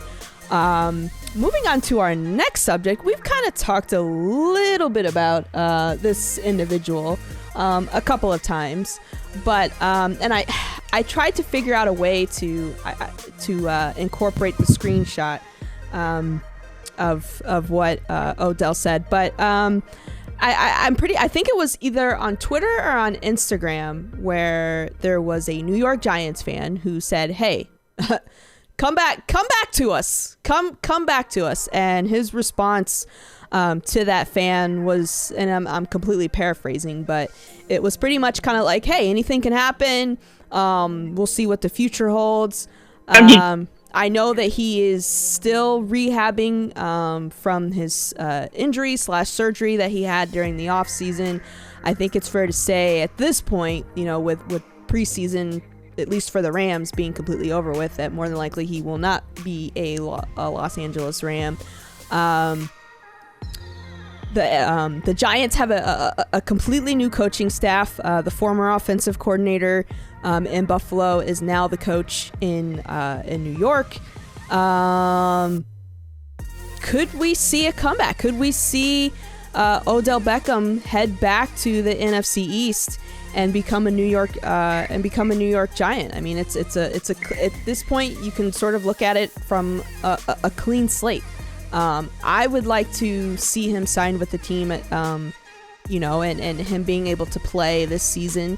Everything that he has done from a work standpoint and becoming a Super Bowl champion has paid off for him. I know he's controversial in terms of people feeling like he's just your typical wide receiver drama king or whatever, but would it be beneficial for I feel like the Giants could use him. I would love to see him make an amends with the organization. And is this a strong possibility? I mean, we all eat up whatever athletes say and do on social media, but in some instances where there's smoke, there is fire. SD, I'll start with you. What do you think? So, really, the question is, why would he go back? Like, bro, they barely even liked you when you were good. Like, he was a legitimate top 10, top 5 wide receiver, and it seemed like all Giants fans and all the media did was talk about him having fights with kicking nets and going on, like, whatever it was. Like, before the playoff game, he went on, like, the ship or whatever, and they had that picture, and then they basically blamed him for the loss, even though I'm 99% sure it wasn't even his fault. And to be completely honest, the Giants organization has been pretty tragic the past few years, considering that they keep this quarterback in Daniel Jones, who we've seen the past few years really hasn't improved. And also considering the fact that guys like Saquon Barkley have always been hurt, they can't trust wide receivers. To me, it doesn't seem beneficial to him to come back, specifically because he's not the player he used to be. and I don't think him coming back automatically makes the team that much better. Like it seems like just a reunion for reunion's sake, and I personally would like to see him go to a team that kind of like the Rams has a chance to win a championship and is maybe like just another wide receiver in their depth chart away just from being better. Because you saw how well he was with the Rams, because we all know Cooper Kupp was the number one, but him coming in after Robert Woods got hurt really kept their offense going, and I don't think he really got enough credit for that, especially for how he played in the Super Bowl before he got injured. So he still has a lot to give. He may not be as good as he was back then, but in terms of him and the Giants, I don't really see it working out for either side. That's true. DM James, what are your thoughts? Yeah, I agree. I mean, I don't know how much of an upgrade Daniel Jones is from Eli Manning, right? Those last few years. So for him going back, it's just, I think that was his polite way of, him saying, "Hey, sure," but I don't think I don't think he would go there. I mean, yeah, their quarterback situation is just bad, to be honest. I mean, does he really want to end his career that way? I mean, he is coming back from injury, so maybe he signs with them. He's like, okay, hey, the expectations are low, right? And then him having Daniel Jones or Glennon throwing him the ball, maybe that even like brings down the expectations even down further, right? Where it's like, hey, the quarterbacks are horrible. He's not going to be expected to ball out as he once did. But I think as SD mentioned, like if it just depends what he wants to do, right? If he wants, if he wants to win, then I would say I'm sure there's other contenders, and I mean the season is long, right? We got 18 games, and then maybe someone gets hurt, right? Last year, Godwin got hurt, right? And the Tampa Bay struggled, right, to kind of adapt, right? Once Godwin got hurt, so maybe he just continues to rehab, and then maybe one of these contending teams maybe picks him up, right? I mean, it's a tough sport, right? People get hurt left and right. If I'm him, I would probably just continue to rehab, wait it out, and see, hey, who needs, who does a contending team need, a wide receiver, right? And go from there. But him going back, I just think it won't work out for both parties. Would you like to see him in Dallas? Yeah, I mean, I wouldn't mind. I wouldn't mind, honestly. So I take a flyer on him, right? But the one thing I will say is that we picked up Gallup, right? Gallup is, I'm not sure how much he's coming off a big injury, so it is kind of tough. Like that's the only thing that I would kind of, it makes me want to think twice, right? You have Gallup, and then you have OBJ kind of coming back from injuries. But hey, if he's fully healthy, I would, I wouldn't mind, So. Isabel, what do you think? You put in the check, go to the Saints. That could be a thing. I mean, we all the LSU boys, right? The Honey Badgers down there, Jarvis Landry's down there. Why not reunite with Jarvis and go into New Orleans? What do you think? Because first of all, he's not, no. Because first of all, nobody goes to New York to say, I want to play with Daniel Jones. Daniel tripping over his feet, Jones. Nobody goes to New York to say, I'm going to go play with Daniel Jones. No, that doesn't happen. Okay? That'd be horrible for him to go back to New York. Absolutely. He'd be better off sticking with Eli Manning than going with Daniel Jones, my opinion. But that being said, yes, I do think he should go to the Saints. I mean, it'd be a good fit in this whole thing with Michael Thomas. I mean, that's a whole nother story for a different day. But I think it'd be great to see him reunite, and especially in a state where he played college. Because that's where pretty much everybody's LSU fans down there. That's where you're going to see the whole LSU reunited thing with Honey Badger and Jarvis Landry and all that. Everybody's going to... And the fans will appreciate probably him being there. More than the fans, I think, appreciate him ever being in New York. And so... I think that'd be a great idea to see him go to the Saints. I mean, Tampa could also use him. I mean, they could use him. I mean, do they need him? Probably not. But I mean, there's a lot of teams out there right now who could use him that they don't necessarily need him, but to have him on that roster, that starting team, that's still. I mean, he's still a weapon. I mean, we saw it last year with the Rams. He's very much still a much needed weapon. I mean, he helps elevate, I think, that Rams offense. And you saw him without being on that offense in the Super Bowl. I mean, they really tried their hardest to go after and win that game because he wasn't on there. And that was a big hit after he got that injury. So I think seeing him anywhere that needs another wide receiver is anywhere. But, like, the Saints, yeah, I'd pay to go see him play with the Saints. I mean, they got Cincinnati coming down there this year. I mean, make it a whole LSU United thing.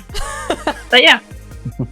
That would be funny. I think the biggest sort of knock against OBJ has just been his attitude. And I think, you know, his first stint with New York and then that just train wreck of a debacle in Cleveland with Baker Mayfield. I mean, I saw a mile away that wasn't going to work. I mean, you have two very strong personalities in Baker Mayfield and someone like OBJ. Let's be clear. OBJ didn't want to go to Cleveland, and he's even on record saying that they sent him to Cleveland to die. They, being the Giants, sent him to Cleveland to die. And, you know, when he finally was able to get out and you just saw how much of a weapon he was and just flashes of the old OBJ that we saw when he was, you know, with the Giants, it was like, you know, maybe the things that people say about him aren't true. Dev, what do you think about OBJ? Where do we see him back in New York? Do we see? I think we're going to see him no matter what again in the league. It's just a matter of where at this point. Yeah, I actually think he ends up in the league sooner rather than later. I could believe that OBJ gets signed with the team sometime, you know, late October, early November. Sure. I really don't think it'll take that long. He ain't going to New York though.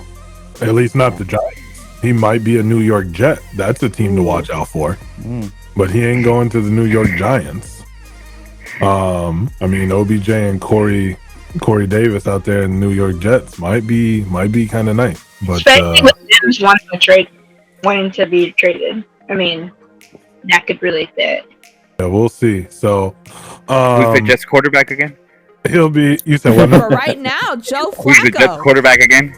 Yeah, Joe Flacco and old boy's hurt, right? Yep.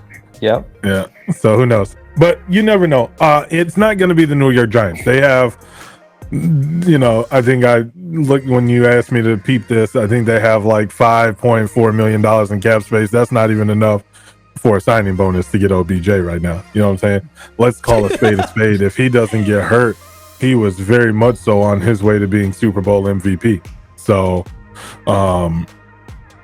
there's no question about the ability. There's no question about the talent. And I think the question about this is the best position he could be in, right? Because now nobody else controls his fate. Yes. He can choose to play where he wants to play. The whole Cleveland situation when everybody was dogging him and this and that, I was like, y'all have to remember, he never wanted to be here. Ever. They literally sent him to Cleveland for a bag of chips, basically. At the time of where he was in his career versus what they got in return, like Jabril Peppers, stop it, okay? Like, chill out, okay? Like, yeah, he never wanted to be there. I know he had love for Jarvis, so he tried to make it work, but him and Baker never saw eye to eye. Him and Stefanski definitely never saw eye to eye. I think somebody said Oakland in the chat. I actually really like Oakland. They're strong players. To finish out that trio, right? Because could you imagine having OBJ, Devontae Adams, Hunter Renfrow? That would be dangerous. Then they also have Darren Waller, Josh Jacobs if he's healthy. That's damn near like going to the Rams 2.0, right? The only question mark is that defense. We don't know nothing about that Las Vegas defense. So, not with Khalil Mack on.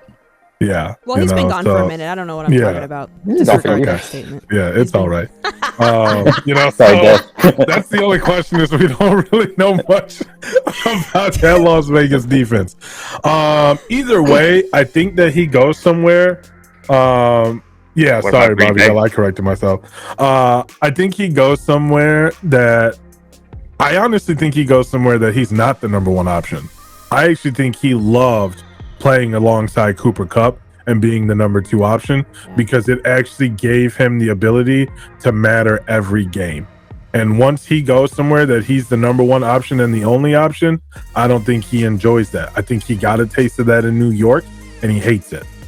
I mean, and if we really want to be serious, like, he really only did well when Jarvis was leading the team and like everybody was looking out for him, and then Odell got to eat, right? Everybody was worried about Cooper Kupp, you know, and then Odell got to eat, right? So I really think that he goes somewhere where they're already established. I don't think that he, you know, and you laugh, but like Seattle might be a player, like Odell and DK could be crazy, you know. You could see him go to Denver and play with Russ and that young wide receiver core. Like there are a lot of options that Odell could plug himself into, but financially it has to make sense. And I mean, there's some places that are not going to work out, right? Like he ain't coming to Chicago. I don't even think about it because I know that ain't happening. He ain't going to Dallas because they ain't got no money, right? Like he's not going to Pittsburgh. He's not going to Dallas. Dallas doesn't really have any money. He's not going to Cincy. Yeah, he ain't going to Cincy. Money. We just right. We ain't spending it. No, listen. No, don't you know how this works? Ezekiel. That's where it went. Don't you know how this works? Dallas has money for the next Tony Romo. They're just waiting to find Tony Romo 2.0. That's what that money is for. Stop playing. You know, somehow, some way, Jerry Jones is pocketing that money. He talking about, oh, you didn't know this is an owner's bonus. All this salary cap extra money? Yeah, I write myself a check. What you mean? But no, I don't think. I don't know, man. I was think this is like the toughest one out of all the things that you put out. This is like the toughest one because I was like, I have no idea where he could end up. There are a lot of opportunities for him to end up. I still think he goes somewhere established already where the number one guy is already there and he can be in a company. And I think he actually enjoyed that because, like we said, we saw a completely different Odell Beckham for the last 8 games of last year. Yep, completely different. And he was having fun. He was enjoying himself. I do know that they still have contact pretty regularly. There's a lot of guys that have said that him and McVay and like Donald and Matt are, you know, they stay in contact pretty regularly. So don't count out a return, you know, maybe they really got to make sure he's right, you know? But yeah, I don't see it for sure. The original question, the New York Giants, he's just saying that to say that, but there ain't not a shot. I mean, I would be 2 hiccups from hell to believe that he's going back to the New York Giants. So that's funny. Since we're on the topic of New York Giants, I actually got an alert. Mike Garoppolo, since the Giants are actually playing right now, I don't know who. Oh, are they really? They're playing the Jets. Giants QB Tyrod Taylor headed to the medical tent after leaving the game following a big hit. He was able to run off the field. Oh my God! But they're taking him in for further evaluation. I mean, you want to talk about a guy that just can't catch a break? You really want to talk about a guy that cannot catch a break? I honestly believe the doctor screwed him over last year. Isabel, tell the truth. They stabbed that man. They punctured his lung on purpose. They did. Yeah, hell yeah. I swear they did. I don't know who their ownership is. That. I don't know who that ownership is. I don't know their names, but the San Diego Chargers was like, look, we got Justin goddamn Herbert. Okay, Tyrod playing too good. I need you to. I need you to somehow, some way. And okay, it's crazy because they won the week 1 game. Accident. Okay. Yeah, and I feel like he should be. I felt like, you know, with his situation in New York, he should start over Daniel Jones. Yeah, 100%. And now this, man, it's just like he had a case. I was surprised he didn't. I was surprised there wasn't a little bit more uproar talking about Team Doctor accidentally.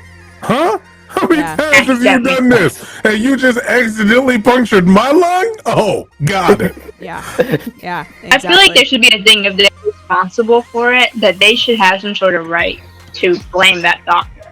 Like, especially if it was on purpose, like, and let's say he fully believes that that's on that doctor for doing that. I mean, this doctor has been doing it for how many years now? And he just happens. And here's the tricky thing. Here's the tricky thing about it. You know, it's ultimately why we find out about things that have happened in the NFL against people years later. Okay, he's an active player in the NFL. Let's say that he actually did want to pursue something in terms of holding that doctor responsible. It unfortunately more than likely would have been a situation where it's like, good luck getting another job in the NFL, because no other team is going to want to take that chance of him getting hurt and them feeling some type of way, saying, well, I don't want you coming back at me because you feel like I didn't do my job right. And it sucks. It really, really does suck, because people have that mentality of, you know, I just need to keep quiet. I just need to whatever, just so that I can continue this dream and continue this journey of being in the NFL. So, but I hope it's nothing serious. Like they said, he was able to walk off on his own power. So hopefully, you know, whatever the situation is, hopefully it's just a bruise, if that. Maybe he just got the wind knocked out of him, because that does happen too. A lot of players get the wind knocked out of them, and it seems more serious than it actually is. So, yeah, we'll see where OBJ goes. I agree with you, Dev. I think that he enjoys being, you know, sort of being in the back of the line when it comes to wide receiver depth chart position. And yeah, we'll see. Someone said in the chat Miami. I feel like Miami could possibly be a good option. I like Miami more than I like Vegas, and I say that because from a player standpoint, I think OBJ would fit right in. There's something about he could be a confidence boost to Tua as well. I feel like Josh McDaniels. I am not high on Tua. I am not. Does not bode well with me. With Josh. We should talk about Tua, because I feel like Tua getting a lot of unnecessary slander. Let me stop, okay. because no, because I'm part of that. I am part of that where I even said, I forget if it was my stream. I'm that girl that is standing in the corner with her hands folded saying, what you gonna do? Listen, and you know what though? What's crazy, Lauren, is I caught myself do it yesterday, right? Tua threw an absolute strike downfield to Tyreek yesterday. Made its rounds about social media. I turned to my wife and I go, oh, Tyreek had to turn around and get that. That's some bullshit. He's not used to that. He's used to catching balls in stride. Look, Tua can't even barely throw himself out of brown paper bag. And I'm like, wait a minute, pause, Devin. The man still completed a 50-yard strike downfield to Tyreek. Like, that was still a completion. It wasn't like he just missed them. He threw them in the coverage. No. Now, would you like to see Tua be able to get a little more under that and it go a little further and catch Tyreek and stride and that be a score? Of course. Why? Because we're used to seeing it from Patrick Mahomes. Because that kid can throw a damn football to the next state if he wants to. Like, we got to chill out, okay? I think Miami is going to do really well, actually. So let me back up and say I was wrong. Tua may not be that bad. He truly may not have had any help. They got Tyreek Hill. They got Jalen Waddle, Mike Gesicki. Now he's out of excuses. Prove me wrong, prove me right. But what I've seen through preseason so far, this kid throws the ball pretty damn well, actually, and makes good reads and gets the ball out quickly. We're going to see if he can do it against first-team defenses for a long period of time, but I'm there. I think Tua is going to be fun. I actually think Miami going to be fun to watch. Sorry. I know kid looking at me like, shut the You know kid ain't scared of the Dolphins. That man reigned on a Super Bowl. I think he gets a little bit too much praise to where he has to be that good. I mean, we see Tyreek and we see whatever the coach's name is again. I totally forget.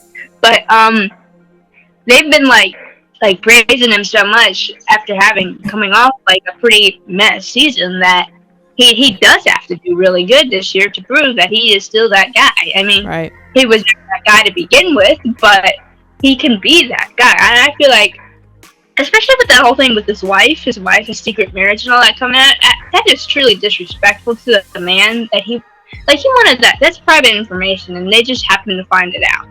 So I feel like his whole season has been just him having those high expectations to where he needs to meet those expectations. And it's kind of a lot of pressure for him, I feel like.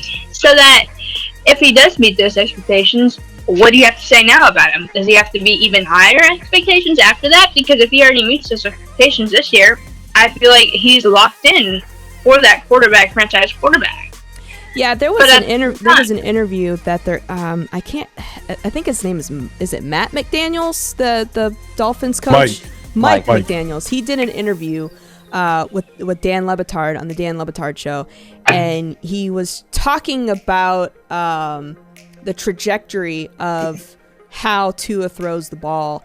And a lot of media outlets ran with that. Like, he talked about how Tua is ultimately right-handed, but he throws left-handed, and there's just something weird when it comes to left-handed quarterbacks and how the ball goes about whatever. But one of the things that he said in that interview that really stuck with me, and I'm just going to hold him to it, is he said that his job is to make sure that Tua is playing his best football, to make sure that his best years in football are in front of him right now. And in some cases that works, and some cases it doesn't. That's not what he's totally, he can't put too much concern into that. But essentially what he's saying is, right here, right now, what is in front of him, it is his job to make sure that Tua plays his best football. And I'm gonna hold him to it. I'm gonna hold him to it. I mean, he's a smart guy. He did some incredible things in San Francisco. It was only gonna be a matter of time in which he got a head coaching opportunity, which he does now. It's even crazier to think that this guy was a ball boy for the Denver Broncos, and now a head coach in the NFL. So I like Mike McDaniels. We'll see how he does in his first year. I like his energy. But just going back to Odell Beckham, we'll just have to keep an eye and see where he ultimately goes once he's fully rehabbed and ready to start catching footballs again. Now, our last topic of today, and SD, I'm going to save you for last because I know this has got your name written all over it, but Hard Knocks. We have completed 3 weeks of Hard Knocks. I believe perhaps the last episode of Hard Knocks might be next week, but going into this week, it's going to be episode 4 of Hard Knocks, and it is covering the Detroit Lions. I've seen every episode thus far. I love Dan Campbell. I love his coaching staff. There is a lot of tenure on his coaching staff with Deuce Staley, Randall L. And I always, and this is just me, but I always feel some type of way when I see former Steelers end up being coaching someplace else. I'm just like, what are you doing? You need to be in Pittsburgh. But there's a lot of heart. There's a lot of, he just reminds me, honestly, of a modern day Bill Cowher. Like, I for whatever reason, I see a lot of Bill Cowher in him. And, let's just keep it a buck. The Lions have been a terrible, terrible football team for a very, very long time. And obviously not against my Steelers, which coincidentally they actually play each other today in their preseason finale. But I would love to see the Lions be what they were and come back and be a competitive football team, be a playoff team, and potentially a championship team. Kid, I'll start with you. Like, do you think that what we are seeing, is it real? Like, what we're seeing in Detroit, just based off of, what we've seen in Hard Knocks and just the heart and the fire that team encompasses right now, will that translate over into the regular season? Is the hype real? I'm gonna say yes. To be completely honest, I mean, let's think about this let's think about this team for a second. Okay, let's look at their backup or third string running back Williams brought it up episode 1. Let's look at the record. Well, I actually took a look at it after finally catching up on the other 2 episodes because I was a couple episodes behind. I look at it like this. They played 17 games last year. Only 7 were blowouts. where they just got completely freaking annihilated. Mm-hmm. Out of the other 10 games, 3 were wins. And out of the 7 losses of those 10, they were all 1-possession games. Right. With only one of them needing a touchdown and 2-point conversion. I believe that was week 1 against, SD, correct me if I'm wrong, week 1 against the Niners. Yep, Niners. And the other one was a tie to the Steelers. So you look at least 6 games, 1-possession games. A lot of teams would kill for that. You're talking 1 possession away from being 3-14 to now having 9, potentially 10 wins. That is something that just shows that they were good enough not to get blown out 10 out of 17 games. But it's like, but that could have changed the whole landscape of that division. You're talking a potential wild card berth at this point. Right. Had they gotten 1 more possession or 1 possession went their way. I do think it's real. I think that they have a lot of experience. Lauren, you touched on a few of them. You touched on a few of the Their players, coaching staff, and the coaching staff. They have a lot of experience in there. A lot of guys. I mean, hell, I think it was episode 2, or no, it was episode 3 where they did the joint practices against the Colts. Deuce Staley at one point one day didn't even have a voice. Yeah, he had no voice. He couldn't. That man couldn't talk. not Yeah, speak. it was this last episode. Yeah, episode 3. I think they're definitely. I ain't playing the way you're supposed to be playing. What the fuck? I think that they have Amara St. Brown he's that guy. I mean, when your dad is Mr. Olympia, you need to be built, and that man is built. I mean, you're out there catching 202 balls from the machine there. That's something special. And that one rookie, that undrafted rookie that they have, Pimpleman from Central Michigan, that man's got some speed to him. Yeah. He's got some. I think they're going to be better this year. I think that they're gonna have a chance to make a little bit of noise. Do I think that they go all the way and make the playoffs? Maybe not. If they do, it's a wild card. But I think that they're on the right path, and I think that Dan Campbell is the coach that they need. Yeah. To fire them up and say, hey, I got your back. Let's do this together. Let's win this ish. Like, right. I think that I do think that they're going places, and it's going to be, can they put it all together? And I think that to some extent, I think they can. I believe that they can. I mean, I don't think they're going places today, but I do think that they are that they're definitely going places. Isabel, what do you think about the Lions? Is the hype for real? I love Dan Campbell. I just love that coach so much. I mean, I think he's better than Zach Taylor. I'm just gonna say that. I have a love. Oh, okay. I have a love relationship with Zach Taylor, and right now it's hate after last week. But Danny Campbell is who you want out there with a team like the Lions. Who you want leading that team. Who you want to be that head coach. And I saw it.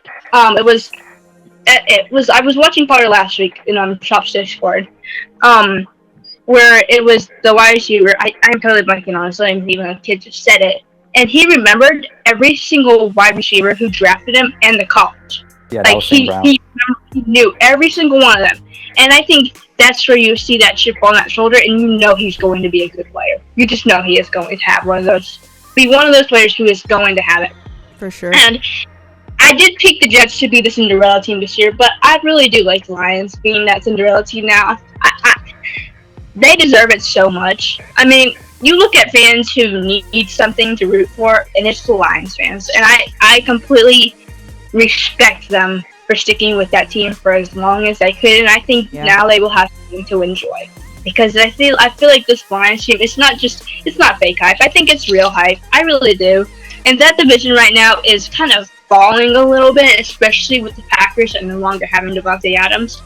And the Bears right now, Justin Fields can be a good quarterback, but his offensive line is holding him back. Oh boy. Oh, Dev perked up.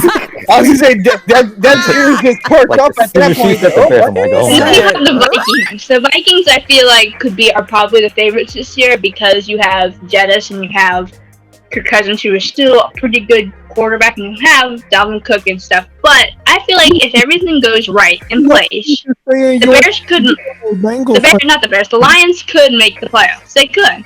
I mean, it's not impossible. I mean, we saw it last year. The Bengals, everybody thought they were a 6-win team. They went ahead and went to the Super Bowl. It's not impossible to see this. That's why I think you have to be really careful when you take low-end teams like these, like the Lions, like the Bengals, like the Jets. You have to be really careful because they can surprise you. And when they do surprise you, you have to make sure that you were the one of those people who said that this was not going to be a good team. You have to take ownership of now being on that train now. Like, I mean, I know a lot of people. They weren't on the Bengals train last year. Now they are.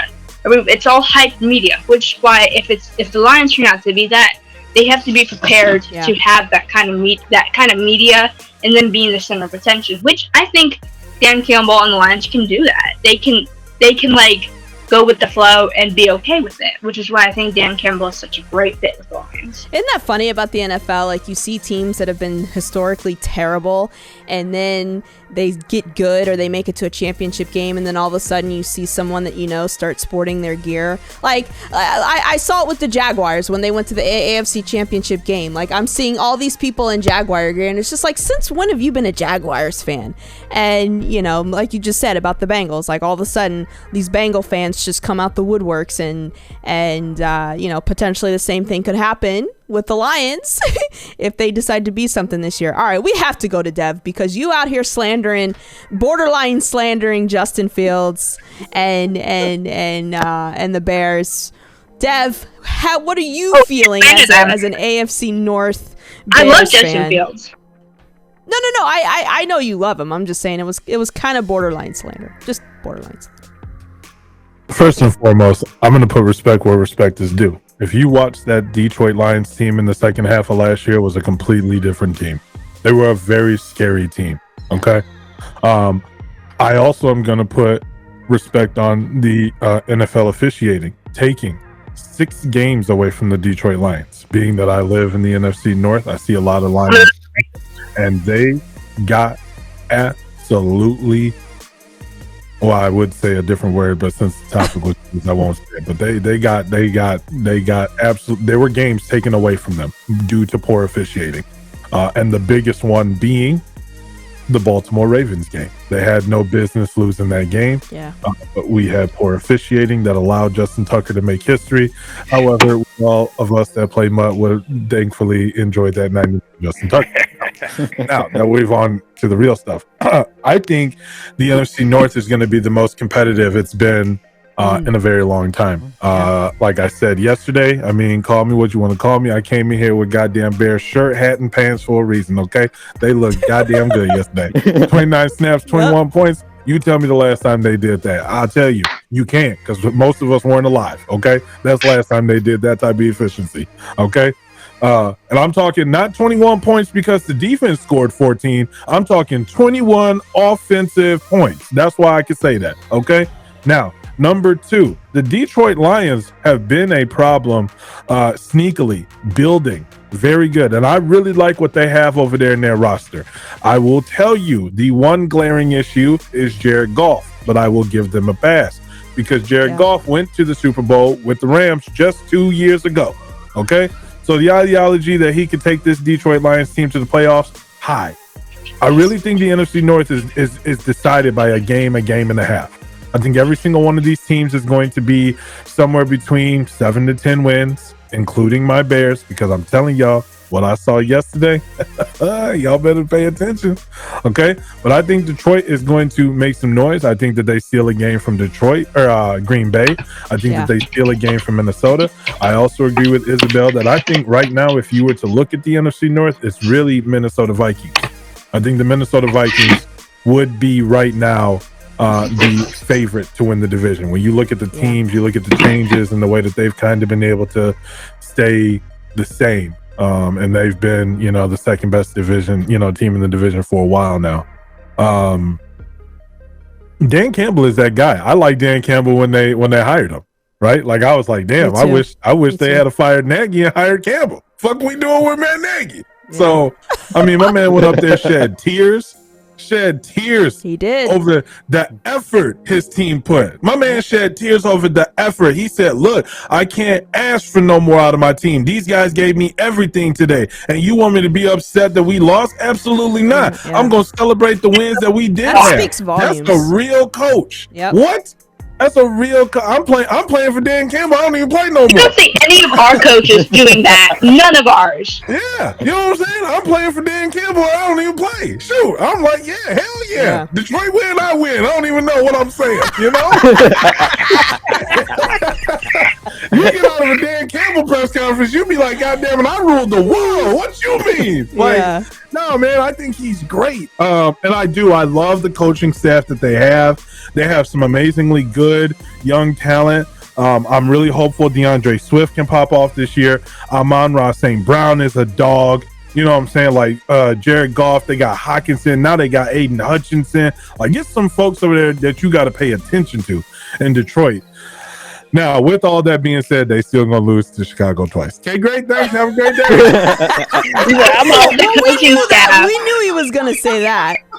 Speaking of the coaching staff, I saw a segment that said the amount of knowledge that is on that coaching staff for the Lions is incredible. Yeah. Just the amount of knowledge that is legitimately on that coaching staff. It must have been Hard Knocks because that's literally where I remember it saying. But the amount of knowledge.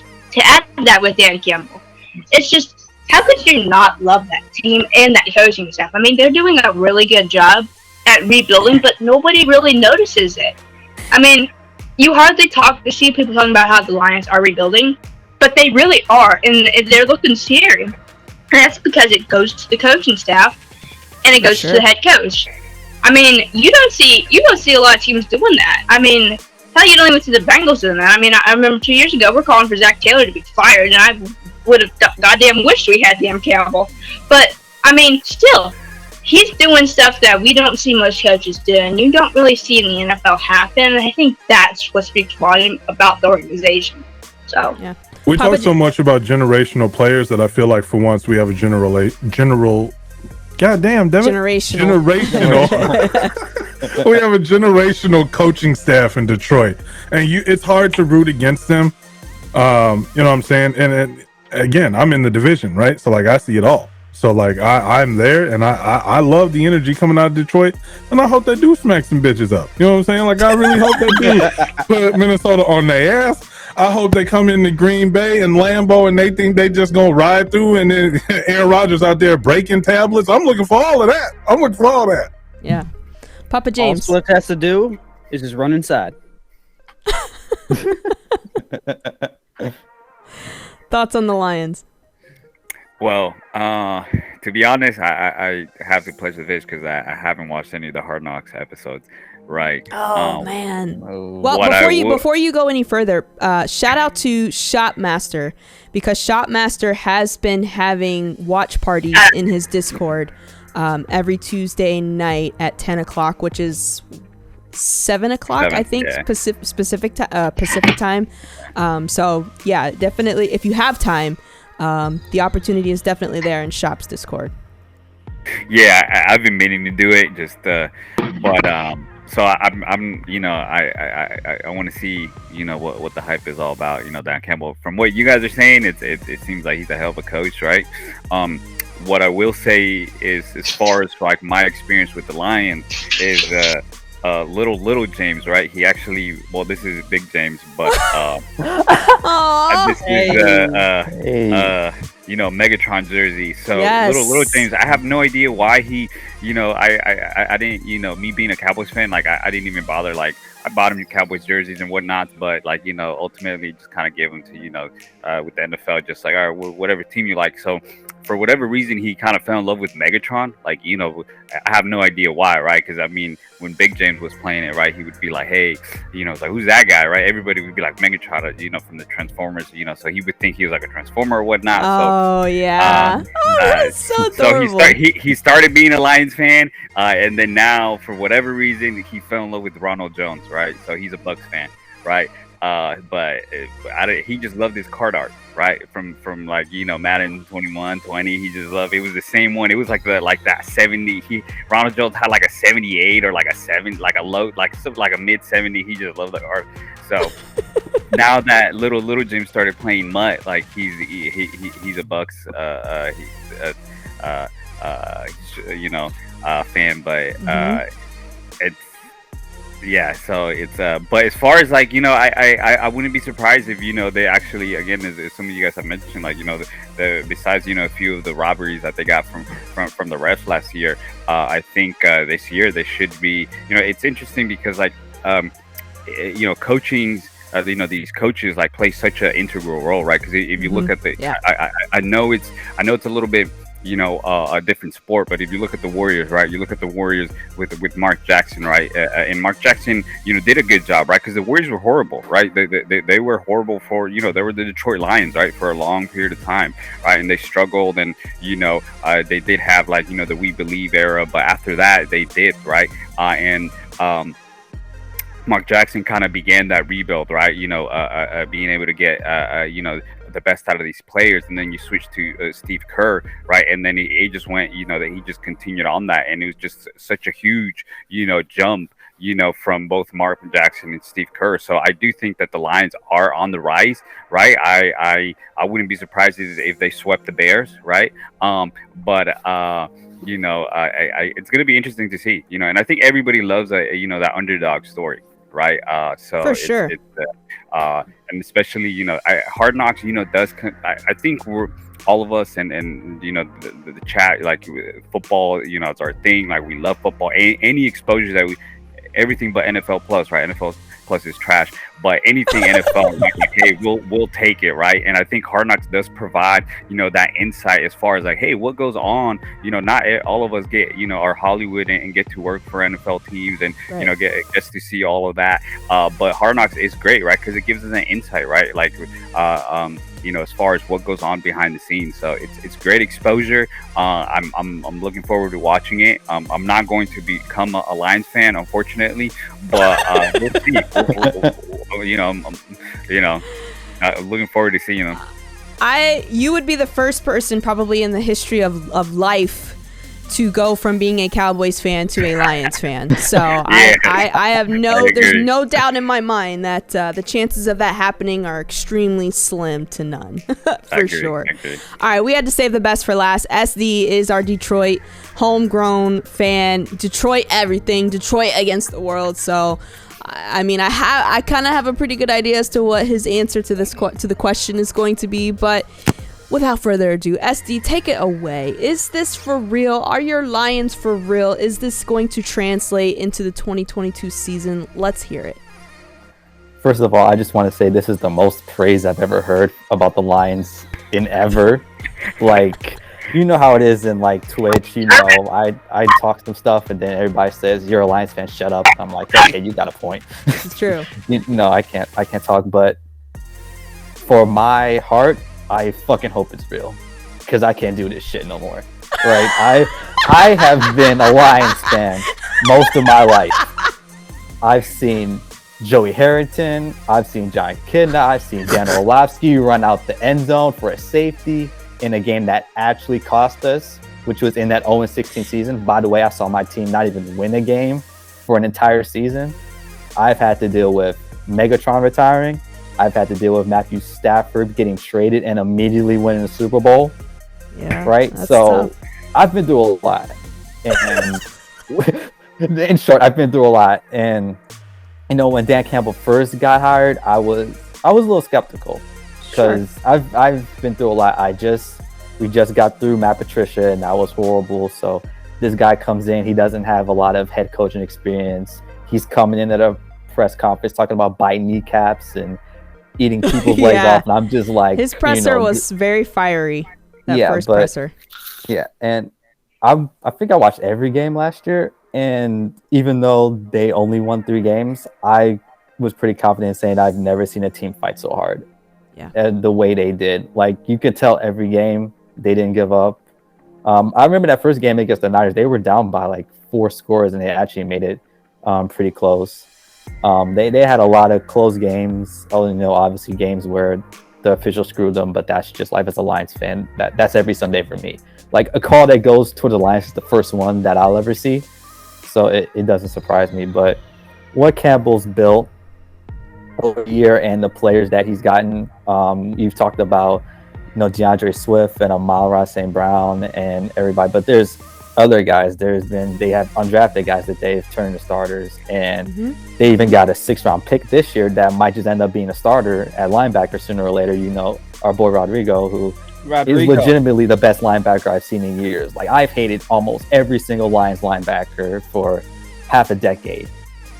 I don't ever I don't want to see Gerard Davis in a Lions uniform ever again. I don't know why they brought him back. He was terrible when he was with Caldwell. He was terrible when he was with Patricia. He's still terrible. And in that one scene in Hard Knocks when I believe it was Kevin Shepard, he was talking about like all these guys that have been here for years and they're getting outplayed by a 6th-round rookie.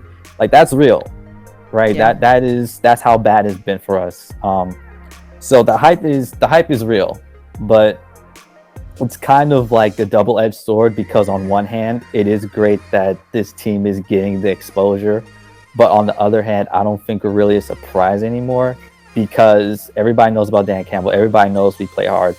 Last year, obviously, our roster was terrible. Nobody really gave a shit about Jared Goff being our quarterback. Everybody just kind of thought it was easy wins, so we surprised some teams, got in some close games with teams like the Ravens. I'll be honest, and the Rams. You surprised the Steelers. You definitely surprised Steeler Nation, because us being the Steelers, we kind of have certain expectations, unnecessary expectations at times that we are guilty of, and the fact that we went the distance with y'all was kind of like, okay, maybe the Lions aren't quite the Lions that we've remembered. So yeah, it was both that and the fact that Mason Rudolph was your quarterback, so of course you guys were at a bit of a disadvantage. A little bit. Yeah, a little bit, but like I think that it is just great seeing this team in a different light, like seeing people actually being excited for us. Usually people just kind of look at us and say, it's the Lions, who gives a shit, right? Easy wins, they're a tragic franchise, but like we've seen teams turn it around. I remember the Eagles for like the longest time were just that team that never got over the hump, and Doug Peterson came in and he took them to a Super Bowl and they won. So it's happened a lot. The one thing I will, yeah. I mean, you never know. I'm not saying we're not winning the Super Bowl this year. That shit ain't happening, right? If they win the Super Bowl, I'm getting a tattoo. That's all I'm saying. And you heard it here, chat. If they win the Super Bowl, he's getting a tattoo. They're not. They have to have the greatest luck ever to win a Super Bowl, and I know damn well they ain't got no luck enough. It's not luck. I mean, take it from me, who's heard that it's been luck, that our run was luck. It takes heart to do it. It takes a heart and just the effort to do it. It does, but winning a championship, because it's the NFL, and once you get to like the playoffs, the teams are just so even matches. You do need some breaks here and there, but it is about talent. So it is a year, right? One thing I will kind of push back on is Dev's point on our biggest problem being Jared Goff. Like, I know Goff gets a ton of crap, and I'm not the biggest fan of him. I thought like in the first half of the season he really wasn't that great. Although he didn't have anybody to really throw to other than Swift and Hawkinson, I thought he obviously looked better in the second half. I think our biggest problem for the past few years has been our defense. Again, I already talked about our linebackers being terrible. We haven't had a pass rush in years. Our secondary is really young. We have guys like Jeff Okudah, who still hasn't even played a full NFL season, and he is going to be coming back as a starter, and there's a lot of questions about him. So I think when it comes down to this season, I think with all the weapons we added, like DJ Shark, and we still have Hawkinson, we still have Swift. We're gonna wait for Jameson Williams to come back. Like, everybody forgot we drafted him, and the only reason he was available was because he was hurt. So he's gonna come back, and he's gonna obviously add a lot to our offense, just being as fast as he is.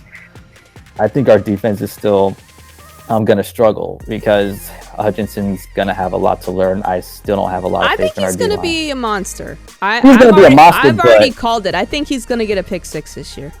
I can't wait until they stack Aaron Rodgers. It's just gonna be a blast. Oh, that's gonna be the greatest. That's gonna be the greatest play of the season when he sacks Aaron Rodgers. He's gonna want that ball. Oh, he's gonna want it. Yeah. But sacking Aaron Rodgers is gonna be great. I think our linebackers have a long way to go. I think our corners have a long way to go. But there's a great foundation being built here. It's only year 2, but I'm really hopeful about this team. And if this doesn't work out, I don't know what I'm gonna do. Like, honestly. I don't know. You said early on, you said, I can't take it no more. I can't do this. I can't take it anymore. Y'all might see me on a bandwagon next, in a few years. The Cowboys are always taking new fan applications. Cowboys are always taking Don't go to the Cowboys. They always say it's their year. Take it from a Bills fan. I know what you're going through. I have. As long as you listen there. As long as you don't go be a Cowboys fan, they all have early onset dementia. So yeah, this is true. Matter of fact, I think it was if not last season, this season before. I saw a fan on Twitter who was a Cowboys fan and decided to retire from being a Cowboys fan and turn into a Charger fan. Like, he had like this whole like nice letter written up. Like, it was actually kind of funny. I mean, he was kind of getting trolled for it, but I actually thought it was very well thought out. I thought it was funny. So yeah, I mean, I will agree. I mean, they're bringing them in as quickly as they're leaving. So, just keep that in mind, that there is the Cowboys have had mass exoduses. That propaganda no longer works with their fan base, but you won't see any retirement letter from me anytime soon. Oh, we know, we see you. There's just something about navy, white, and gray with you, with the Yankees gear. There you go. Yeah, I mean, Aaron Judge on his way to 60 homers this season. Like, Ow. Yeah, well, he's on the way. He's on the way out too, because we didn't pay him. So we can thank Cashman for that. I wouldn't be surprised if he's a Dodger next year. Yeah. By the way, we're beating the Bears twice this year. Ooh. Just so you know, Dev, I'm tired of losing to y'all. I'm sorry, we should beat y'all on Thanksgiving. Honestly. You said you're what now? We're beating y'all twice this year. Twice. Okay. I'll give you once, but I won't give you twice. I'll give you once, but I won't give you twice. I don't believe in Jared Goff that much. I like your team, but I still think Jared Goff is the issue. So, okay. I think it would be phenomenal if somehow, some way, the Detroit Lions were able to make the playoffs this year, even if it was a wild card. Like, I think that would. And if they won that playoff game too, I feel like that would be monumental strides for the Detroit Lions compared to where they were last season and being at that stage.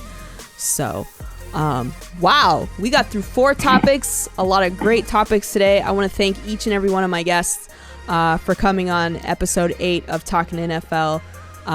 Really, really great show today, and I appreciate you guys being with me always. You guys are always welcome. You know this. My door is always open to be on the show and to have these awesome conversations.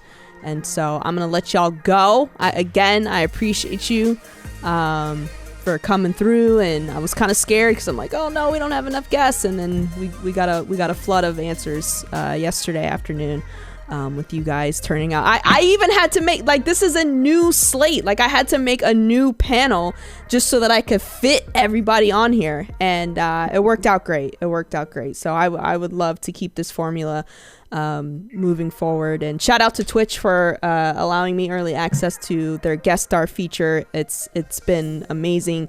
I think I still got to get some audio things figured out on my end, but for the most part, it's been a blast. It's been really, really good. So thank you guys again for coming on the show, and who knows, we'll do this. We could potentially do this again for episode 9.